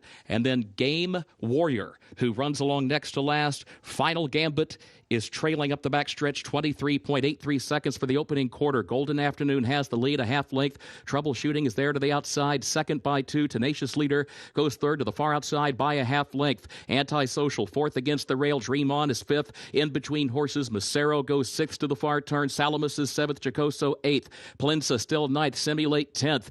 And then comes Game Warrior. Final Gambit still last, 47.92 seconds for the first half mile. Golden Afternoon is the leader. Troubleshooting is there on the outside and second. A half length separates the top 2. Antisocial is third toward the inside. A quarter mile to go. Dream On is 4th. Tenacious Leader 5th. Salamis, Chicoso swing toward the outside. Here's Troubleshooting to take a narrow lead. Golden Afternoon fights on. Dream On looks to the inside. Salamis on the far outside. Tenacious Leader still 4th. Antisocial is still 5th down toward the rail. Troubleshooting has the lead in deep stretch. Troubleshooting by 2. Tenacious Leader's going to take a final run. Troubleshooting in front. Tenacious Leader to second. Troubleshooting wins the Bryan Station by a neck for Tyler Gaffalione.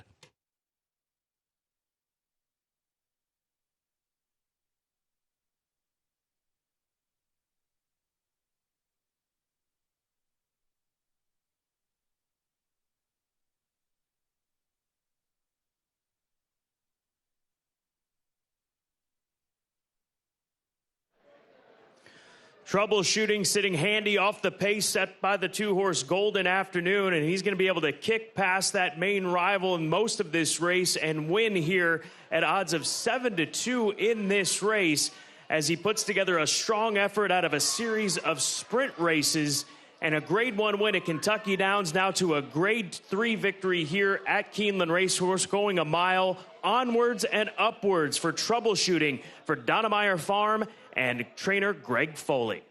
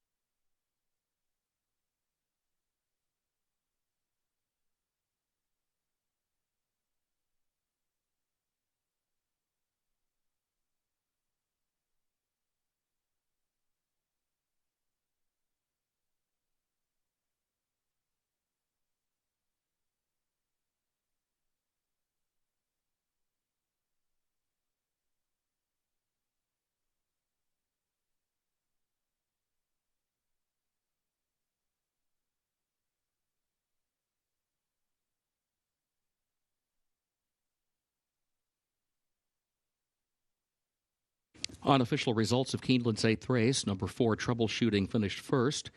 Number 8, Tenacious Leader, was second.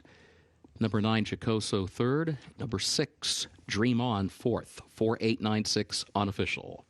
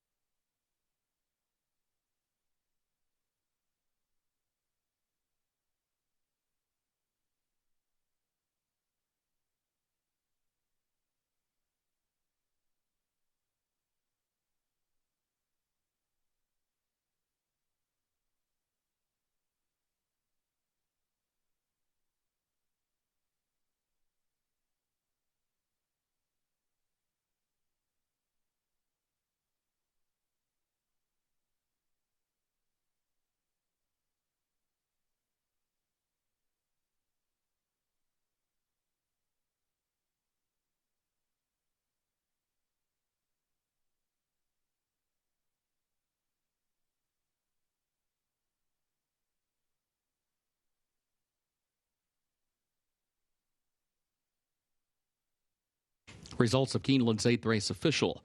4:896, the official results.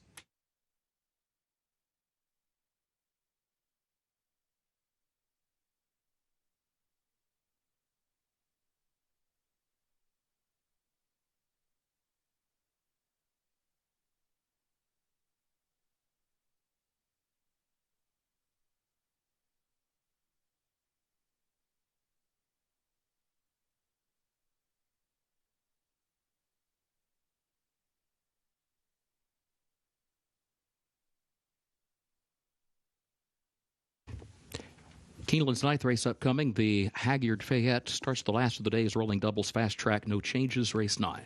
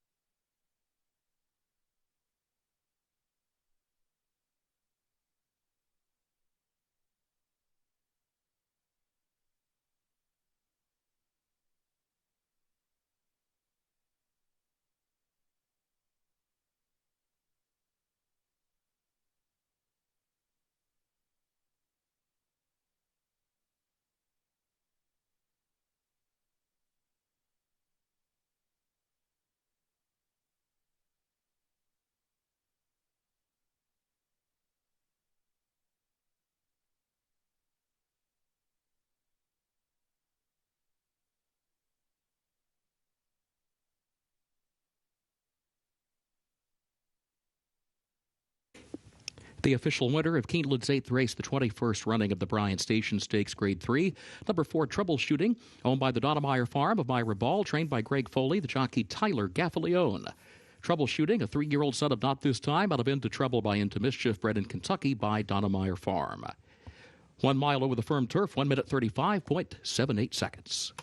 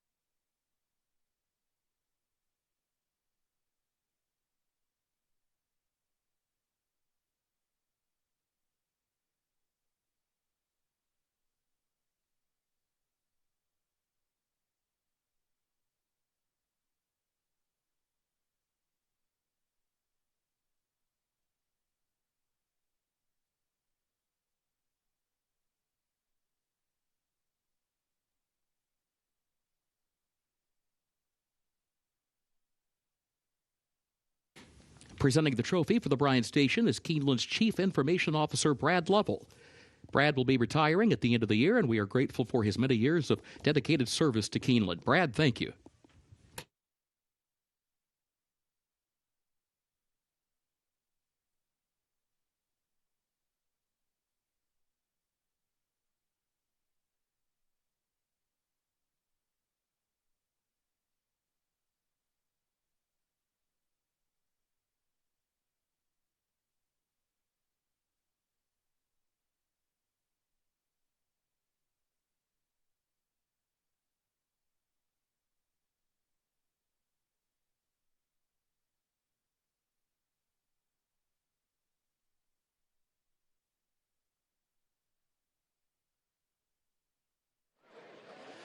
Troubleshooting impressive today, going a mile for Greg Foley and Tyler Gaffalione and Donnemeyer Farm. And you had a chance to win and ride at him at Kentucky Downs, going a little bit shorter. Was it a pretty straightforward way of approaching this race here today, stretching out to 8 furlongs, Tyler? It really was. You know, he's got a ton of natural ability. He shows good pace. He puts himself in a great spot, and Gray's done a great job with him. He brought him over here ready to run. He's been working great, and he really showed it all today. When he took over the race, did he have to dig back in the latter stages? To be honest, got to the lead a little easier than I was expecting. I asked him for a run. He really kicked on about the 8th pole, started looking around a little bit, gave him a couple of reminders, and he finished the job well. Well done. Thank you. Greg, how much fun has it been to be on this ride with this colt? Man, it's been Kentucky Downs, a $2 million pot, the grade 1, and then to come over here and get this one back to back. It's been a heck of a ride. How much does it make you start dreaming for things to come with the options now still to come for races and sprinting or going a little bit further? Let's put it this way. I'm glad Breeders' Cup's here next year. Oh, are you looking that far ahead? We just were talking about it. You know, it's hopefully his horse before today, even just that if he could take us and doing well, maybe have a shot at it next year. And I don't know why we don't. He just gets better all the time. He's a big, gorgeous horse. Congrats to the Balls, Mrs. Ball and Mike and KK. Homebred, they raised him, giving them all the credit. Congratulations. Thank you. Troubleshooting, winning at a mile today in the Bryan Station.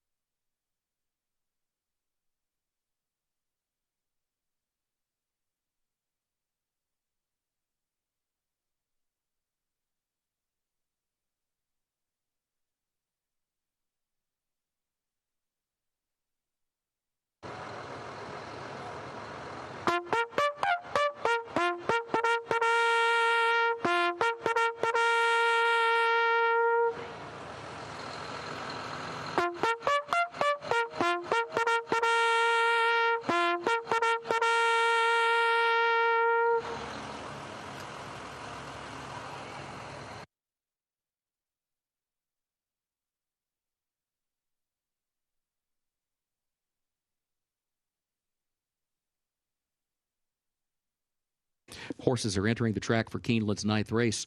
68th running of the Haggard Fayette, Grade 3. 3-year-olds end up at 1 mile and an eighth over the fast main track. Starts the last of the day's rolling doubles. No changes in race 9. Post time at 5 minutes.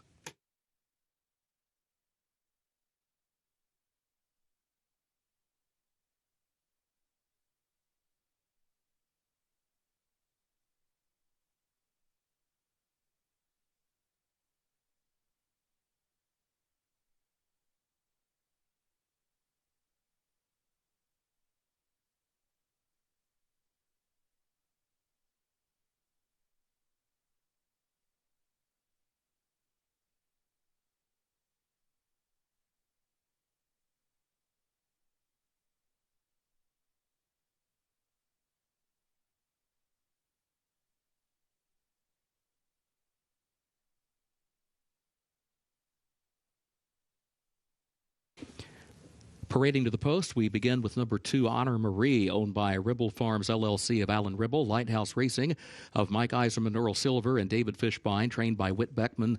Ben Curtis is the jockey. 3, Bracket Buster, owned by BBN Racing LLC of Ann Braxton Lynch, trained by Vicky Oliver. John Velasquez is up. 4, Dilger, owned by Mike Ryan, trained by Saffy Joseph Jr., the jockey Flavian Pratt.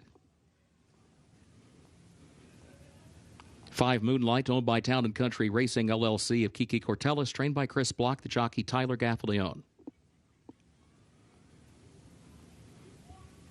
6, Rattle and Roll, owned by Lucky 7 Stable of Michael J. Mackin, owned also by Sharaf Mohammed Al-Rahiri. The trainer is Kenny McPeak and the jockey Manny Esquivel. 7, Best Actor, owned by Steve Moger, trained by Ed Moger Jr., the jockey Lawan Machado.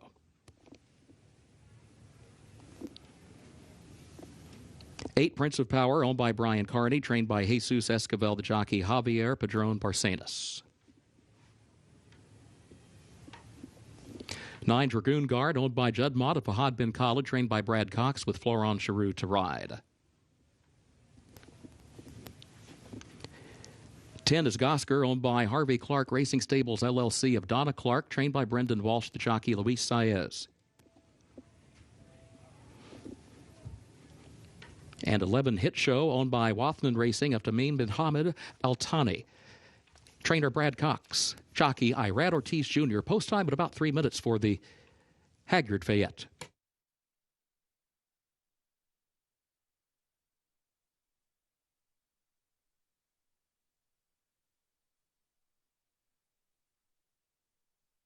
Here's number 1 coming onto the track now.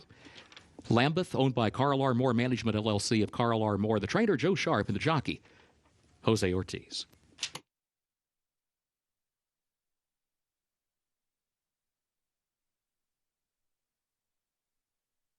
Winner of the Haggard Best Turned Out Award for the 9th race, Ana Hernandez, the groom for number 9, Dragoon Guard. Congratulations, Ana.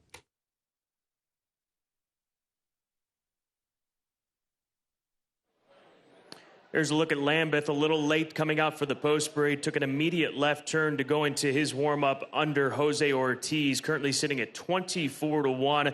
Horse that was good enough to win the Temperance Hill at 1.5 miles at Oaklawn back in March. Recently second at Kentucky Downs on the turf course down there at the end of August. Big price right now, but a horse that's made over $400,000. A short warm-up in about the middle of the turn here as we're just 2 minutes away from the Grade 3 Haggard Fayette Stakes. It's been back and forth between Gosker and this horse for favoritism. It's Hit Show, 5-year-old son of Candy Ride, who's made over $8.5 million. He won the Haggard Fayette last year here at Keeneland, coming from off the pace. He won the Dubai World Cup back in April down at Maidan over in Dubai, beating Mixto and Forever Young, one of the leading contenders, and Forever Young, Japanese runner, leading contender for the Breeders' Cup Classic 1 week from today at Del Mar. I think he's a horse in line to defend his title here this afternoon. He's my top selection in today's 9th race. The number 3 horse is who we're looking at next. That is Bracket Buster. This is a generational class. We've got Bracket Buster and Gosger, 3-year-olds tackling older horses.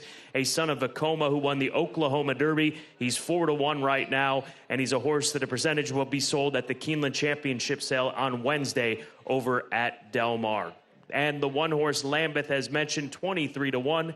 As we look at Rattle and Roll, the number 6 horse for Kenny McPeak, he's made over $3.4 million. He's a horse that we've seen run giant races here in the States in the past, and we will see him at the Keeneland November Horses of Racing Age sale as hip number 4129. We are just a minute away from post time from the Grade 3 Haggard Fayette Stakes here at Keeneland.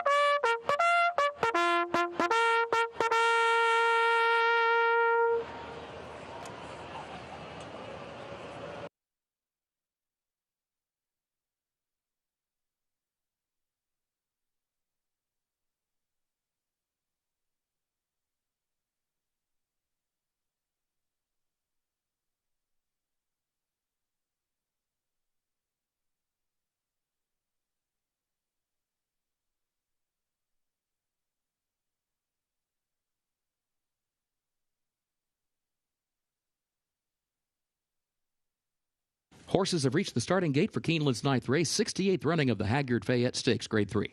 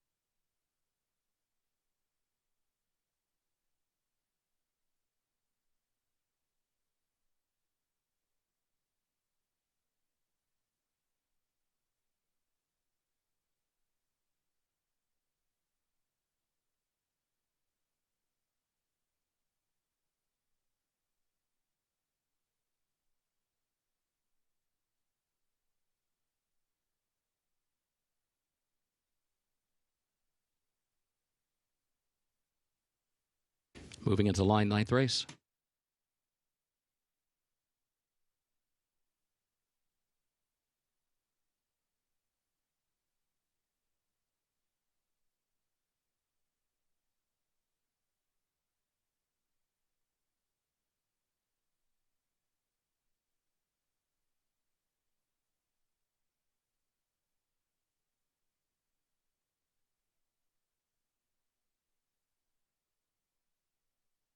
Bracket Buster comes forward.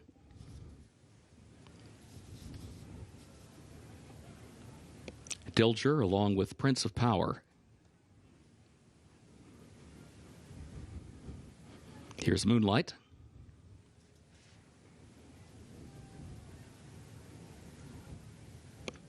Dragoon Guard.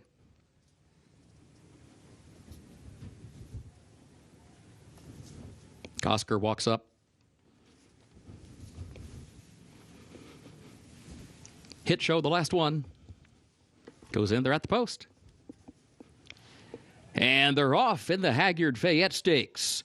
Bracket Buster from the inside. Here comes Best Actor from the outside. Dilger is right there for the early lead. Dilger moves up and takes the advantage heading into the first turn. Best Actor will go second. Dragoon Guard up close in third. Gosker going to be 4 wide in fourth into the first turn. Bracket Buster is fifth back toward the inside. Hit Show gets down toward the inside to save some ground. Middle of the pack in sixth position. Prince of Powers seventh toward the outside. Seventh by just a neck. And then comes Lambeth back toward the inside in eighth. The gap of 3 more lengths. Moonlight is ninth onto the back backstretch. Honor Marie next to last, a margin of 6 more lengths back to Rattle and Roll first quarter. In 23.01 seconds, Dilger is the leader. Dilger leads it by a length up the backstretch. Dragoon Guard goes second between horses, 3/4 of a length. Gosker is third up on the outside. Best Actor fourth back toward the inside. And then Bracket Buster in fifth, who takes off the rail 5 lengths from the lead. Hit Show, Prince of Power come next. Then Lambeth, Moonlight onto the far turn. Honor Marie, Rattle and Roll last. 46.66 seconds the time for the first half mile. Here's Dragoon Guard trying to draw alongside of Dilger. Dilger has the lead against the rail a half length. Dragoon Guard second a length. Gosker goes third a length and a half as they round the far turn. Hit Show is fourth in between horses. Daredevil 5 lengths off the lead. Bracket Buster is next on the outside of that when they move for the top of the stretch. Dragoon Guard, Gosker to the outside. Dilger still there to the inside. Hit Show is fourth behind that trio off the turn. Bracket Buster has to go wide from fifth. Gosker comes forward to challenge Dragoon Guard. Dilger drops back. Hit Show is third. Bracket Buster is fourth. Gosker, Dragoon Guard. Hit Show runs on. Then Bracket Buster, Rattle and Roll was last on the backstretch. Fifth on the grandstand side. A 16th to go. Hit Show has the lead. Rattle and Roll running on. Gosker to the inside. Hit Show to win the Haggard Fayette Stakes for Irad Ortiz Jr.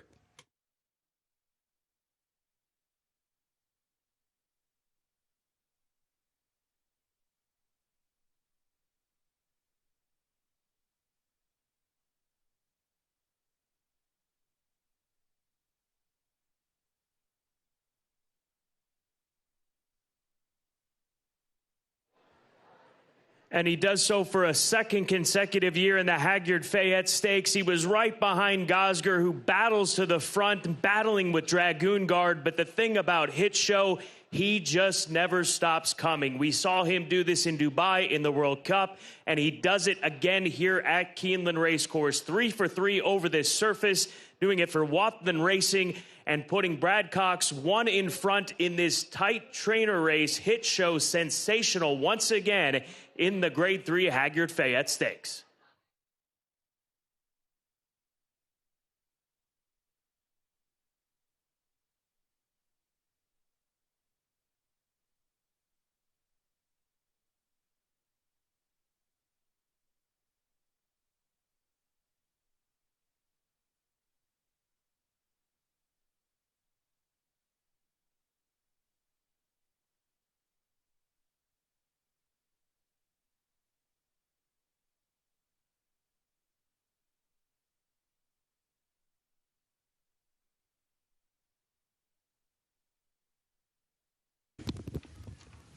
Unofficial results of Keeneland's ninth race.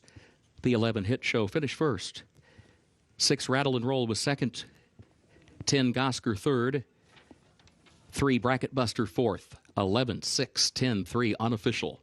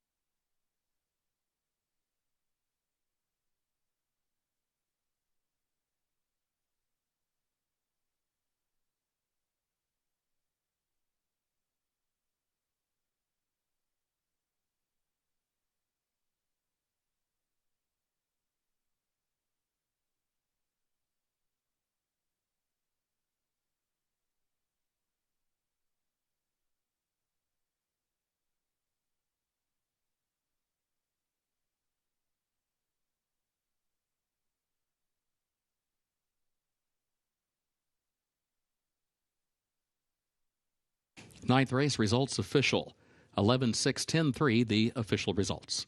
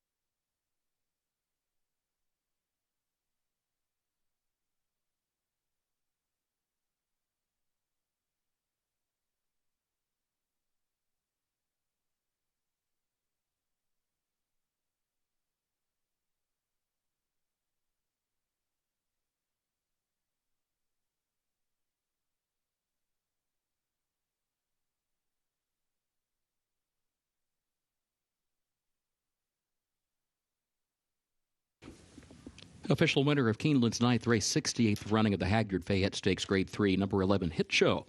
Owned by Wathman Racing of Tamim bin Hamad Al Thani, trained by Brad Cox for his second winner on the card, the winning jockey Irad Ortiz Jr. Hit Show, a 5-year-old son of Candy Ryan out of Actress by Tappet, bred in Kentucky by Gary and Mary West Stables Incorporated. 1 minute 50.39 seconds for the 9 furlongs over the fast main track.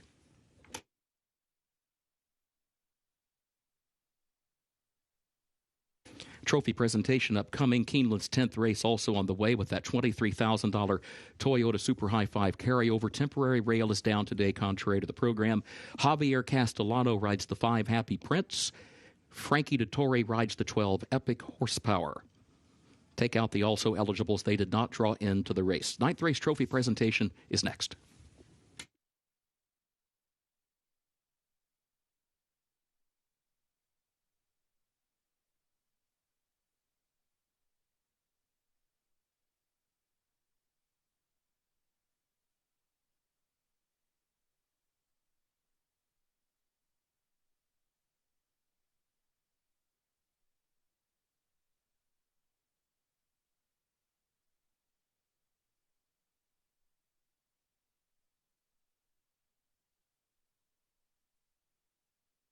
Representing Haggard Equine Medical Institute, Dr. Luke Fallon, Dr. Daria Coleridge, Dr. Matt Coleridge, Dr. Virginia Knox, and Ms. Lynn Hewlett present to the connections of Hit Show for the Haggard Fayette.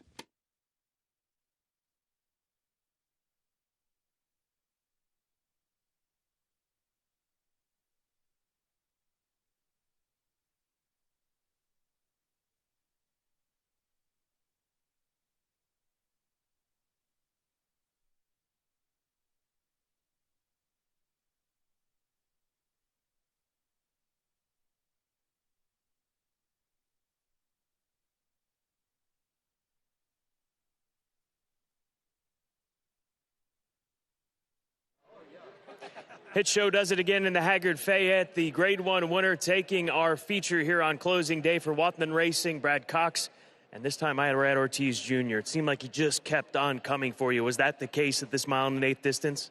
Yes, mile and he appreciate that distance, and he was ready to go. Brad bring it ready. He did a great job with the horse. I think I just followed the instruction. He told me to try to stay in contact with the field. That's what I tried to do. And after that, we have a beautiful trip, and the horse deserves a lot of credit. He's a nice horse, and he showed up.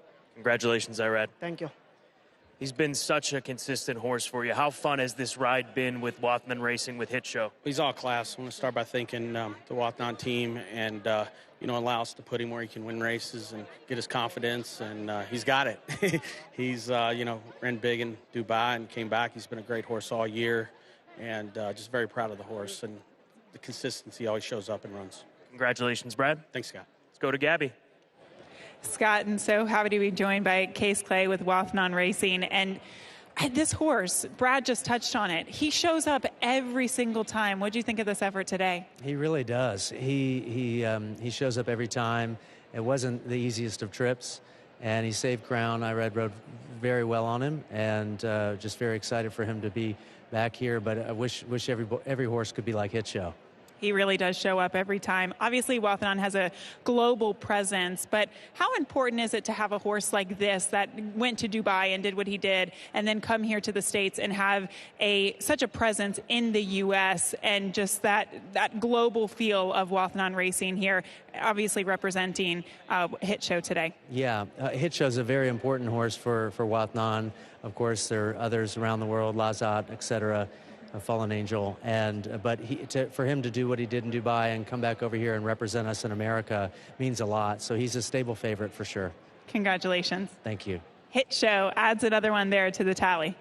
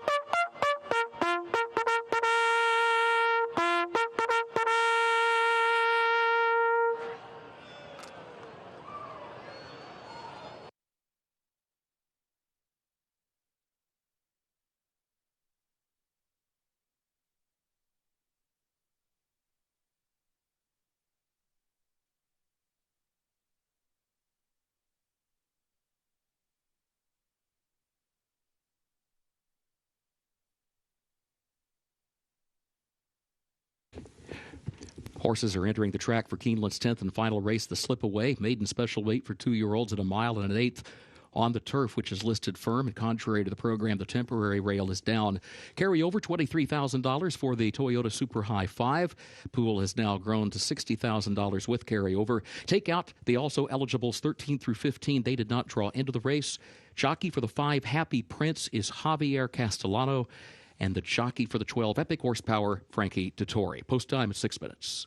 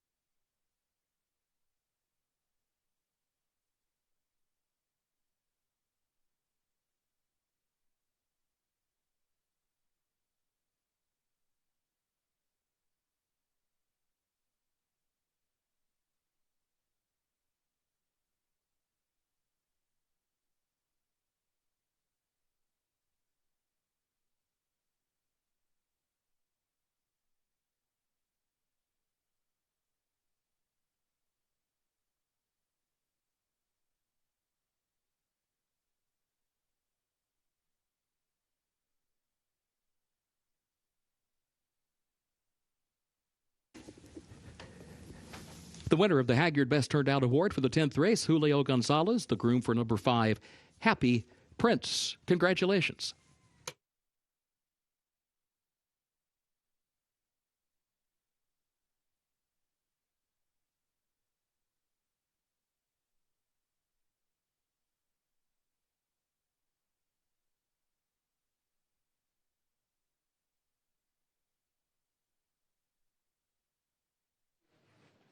Just 5 minutes away from the final race this meet here at Keeneland for the fall, and the trainer's title race is going to come down to the wire, and there's a potential for a dead heat as Brad Cox has moved one in front of Brendan Walsh and Steve Asmussen here coming into the nightcap. Brendan Walsh has 11, Brad Cox has 12, Steve Asmussen, he has 11, but his afternoon is wrapped up, and Brendan has 2 opportunities to provide a dead heat in the trainer's race. He's got the number 4 horse, that is War Gamer, the well-bred son of Wooten Bassett, with Tyler Gaffalione in the saddle, currently sitting at 6-1, the horse that I like best in this race. And he also has the number 11 horse on the right-hand side of the screen, that is Surfer's Joy, a colt by Kitten's Joy, the same sire that brought us that 2-year-old winner in race number 2 at this same distance with Remember Mamba. And if you're looking at Surfer's Joy out on the track, you can look for him coming up at the Keeneland November Horses of Racing Age sale.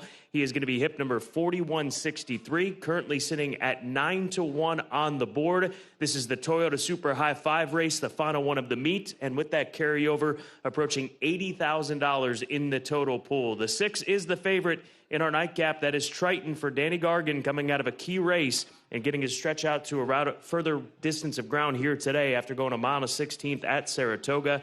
And as I say that, he's no longer the favorite. Chambersville moves into that role, the number 1 at 3-1. A very competitive race to close out what has been a wonderful fall here at Keeneland Racecourse. We are just 3 minutes away from post time. Good luck.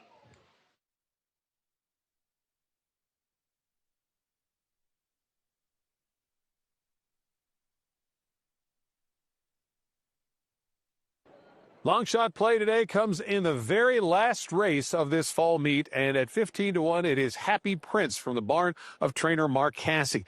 This horse improved when given a chance to run 2 turns on the turf last time, so that's one key angle here. And stretching out to 1 1/8 miles, well, this is a horse by Cairo Prince out of a Harlan's Holiday mare, so the 1 1/8 miles should be no problem based on pedigree. Mark Cassie, 18% on the 2 to 6 month layoff that is in play here. So let's take a big swing with Happy Prince to get out on the final race of the fall meet.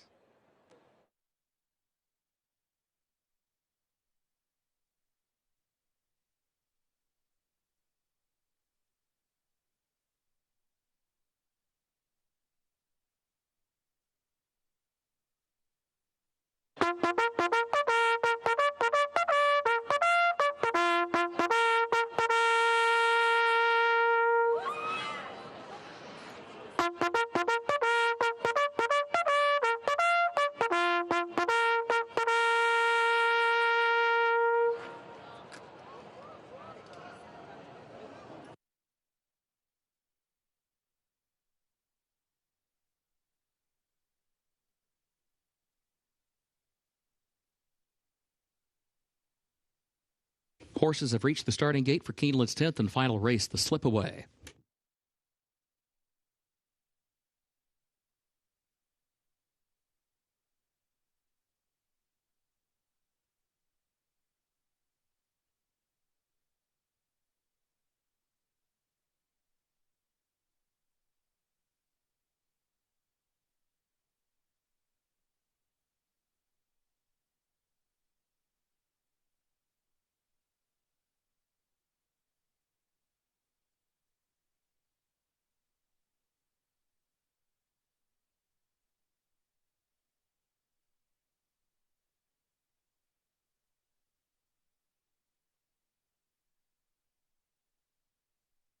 Moving into line race 10.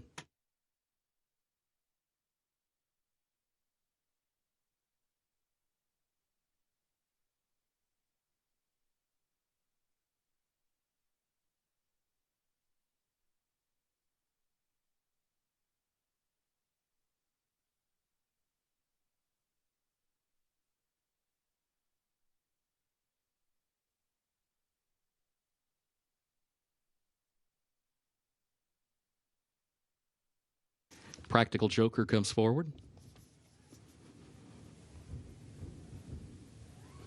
Also Chatterfield.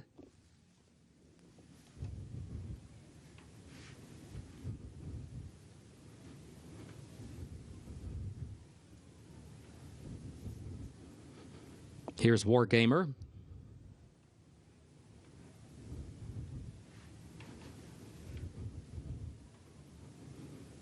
Now Happy Prince. Athletic Like walks up. Triton.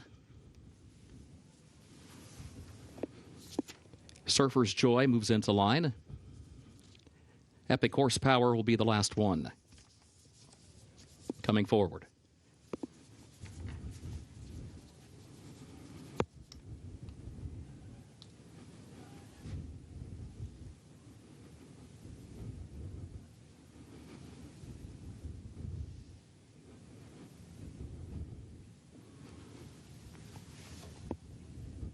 Goes in at the post. And they're off. There goes Happy Prince.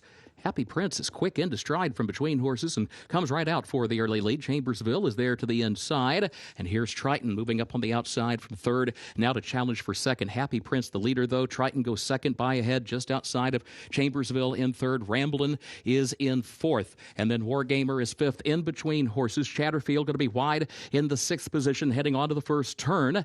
And then Practical Joker's seventh back toward the inside. Royal Causeway in eighth between horses. And there goes Epic Horsepower with a 4-wide move, trying to move up toward the center of the pack, moves up a couple of spots from the ninth position. Further back, Athletic Like travels along in 10th position. It is followed by Surfer's Joy in 11th, and then a gap of nearly 5 more lengths back to Leverage, last to the 12, 23.88 seconds, the time for the opening quarter. Up the backstretch, Happy Prince against the rail leads it by a half length. Triton is second between horses by just a neck. And here's Epic Horsepower inching forward to the far outside. From third, taking second. Epic Horsepower just off the leader's flank now. Chambersville is fourth, running 4 lengths from the lead as they head for the far turn. Then Wargamer, followed by Ramblin' and Royal Causeway, 48.82. That was the time for the first half mile. It is Happy Prince who continues to lead to the far turn, 3/4 of a length. Triton is second. And then Epic Horsepower drops back after making that move on the backstretch. Now here comes Chambersville. Chambersville has room to move to the outside and is up to challenge for second. 1/4 mile to go. Happy Prince is the leader off the far turn. Chambersville in second. Triton is now in third position. Ramblin' is fourth. Practical Joker. And then Royal Causeway in fifth in the final furlong. Happy Prince, Chambersville coming on from the outside. And then Triton third toward the inside. Ramblin' is fourth. Here's Chambersville taking another run to the outside of Happy Prince. Chambersville, a deep stretch for Irad Ortiz Jr. Chambersville to win it. Happy Prince second. Ramblin' was home third. And then it was Triton across the wire in fourth. And Practical Joker came from far back to be fifth.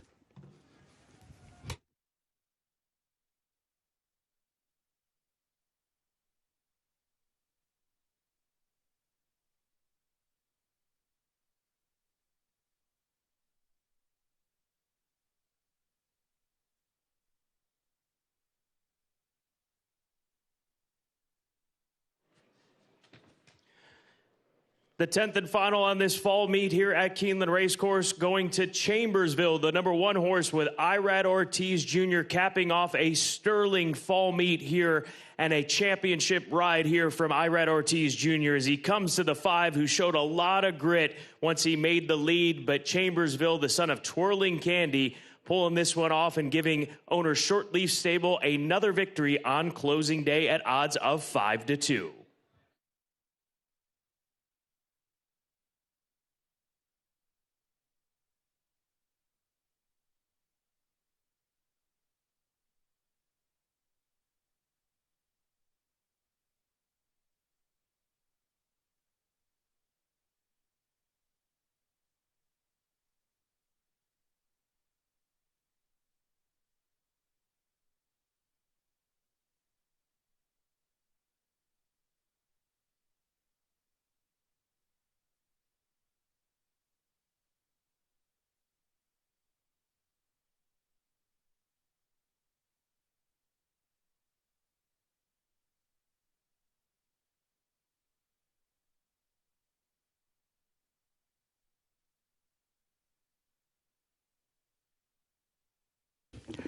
Unofficial results of Keeneland's 10th race. Number 1, Chambersville finished first.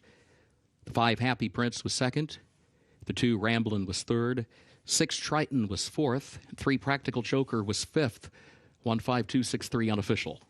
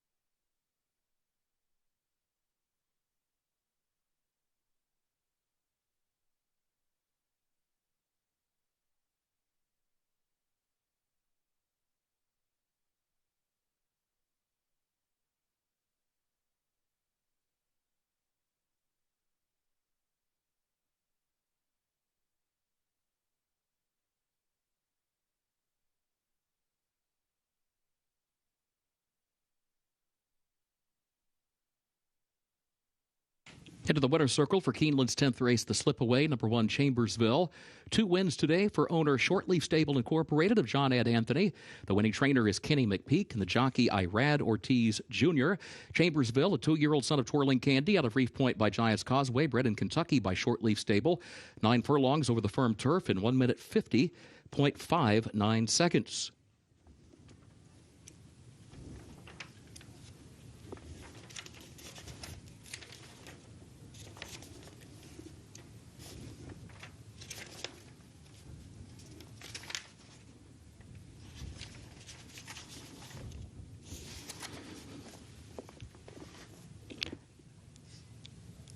Irad Ortiz Jr. going back-to-back to close the card today. His 25 wins leads all jockeys for the fall meet at Keeneland.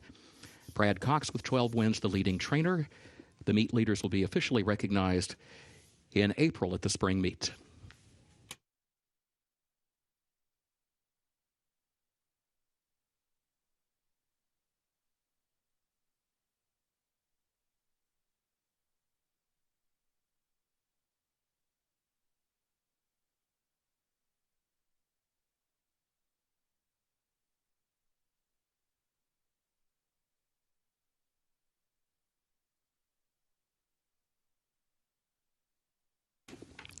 The Slipaway Trophy presentation to the connections of Chambersville.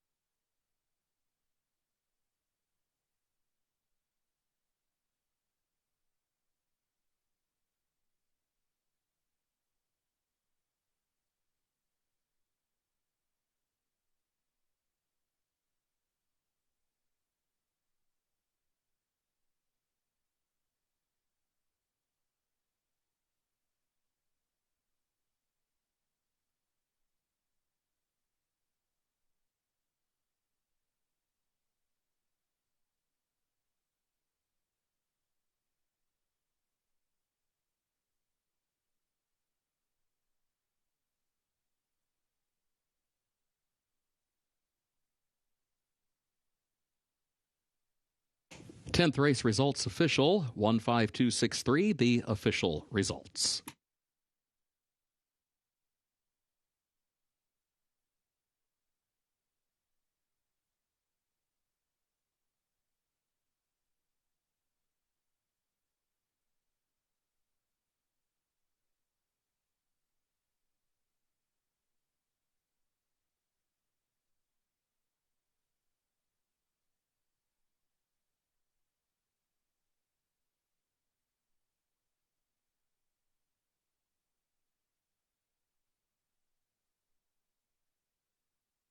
Pick 6 pays on 6 of 6 with a consolation 5 of 6. The late pick 5 on 5 of 5 with a consolation 4 of 5. Simulcasting remains open for another 10 minutes. You may advance wager any races occurring after that time. We thank you for being with us today and throughout the fall meet. We look forward to seeing you back here soon for the November breeding stock sale. For now, on behalf of Keeneland, thank you and good evening.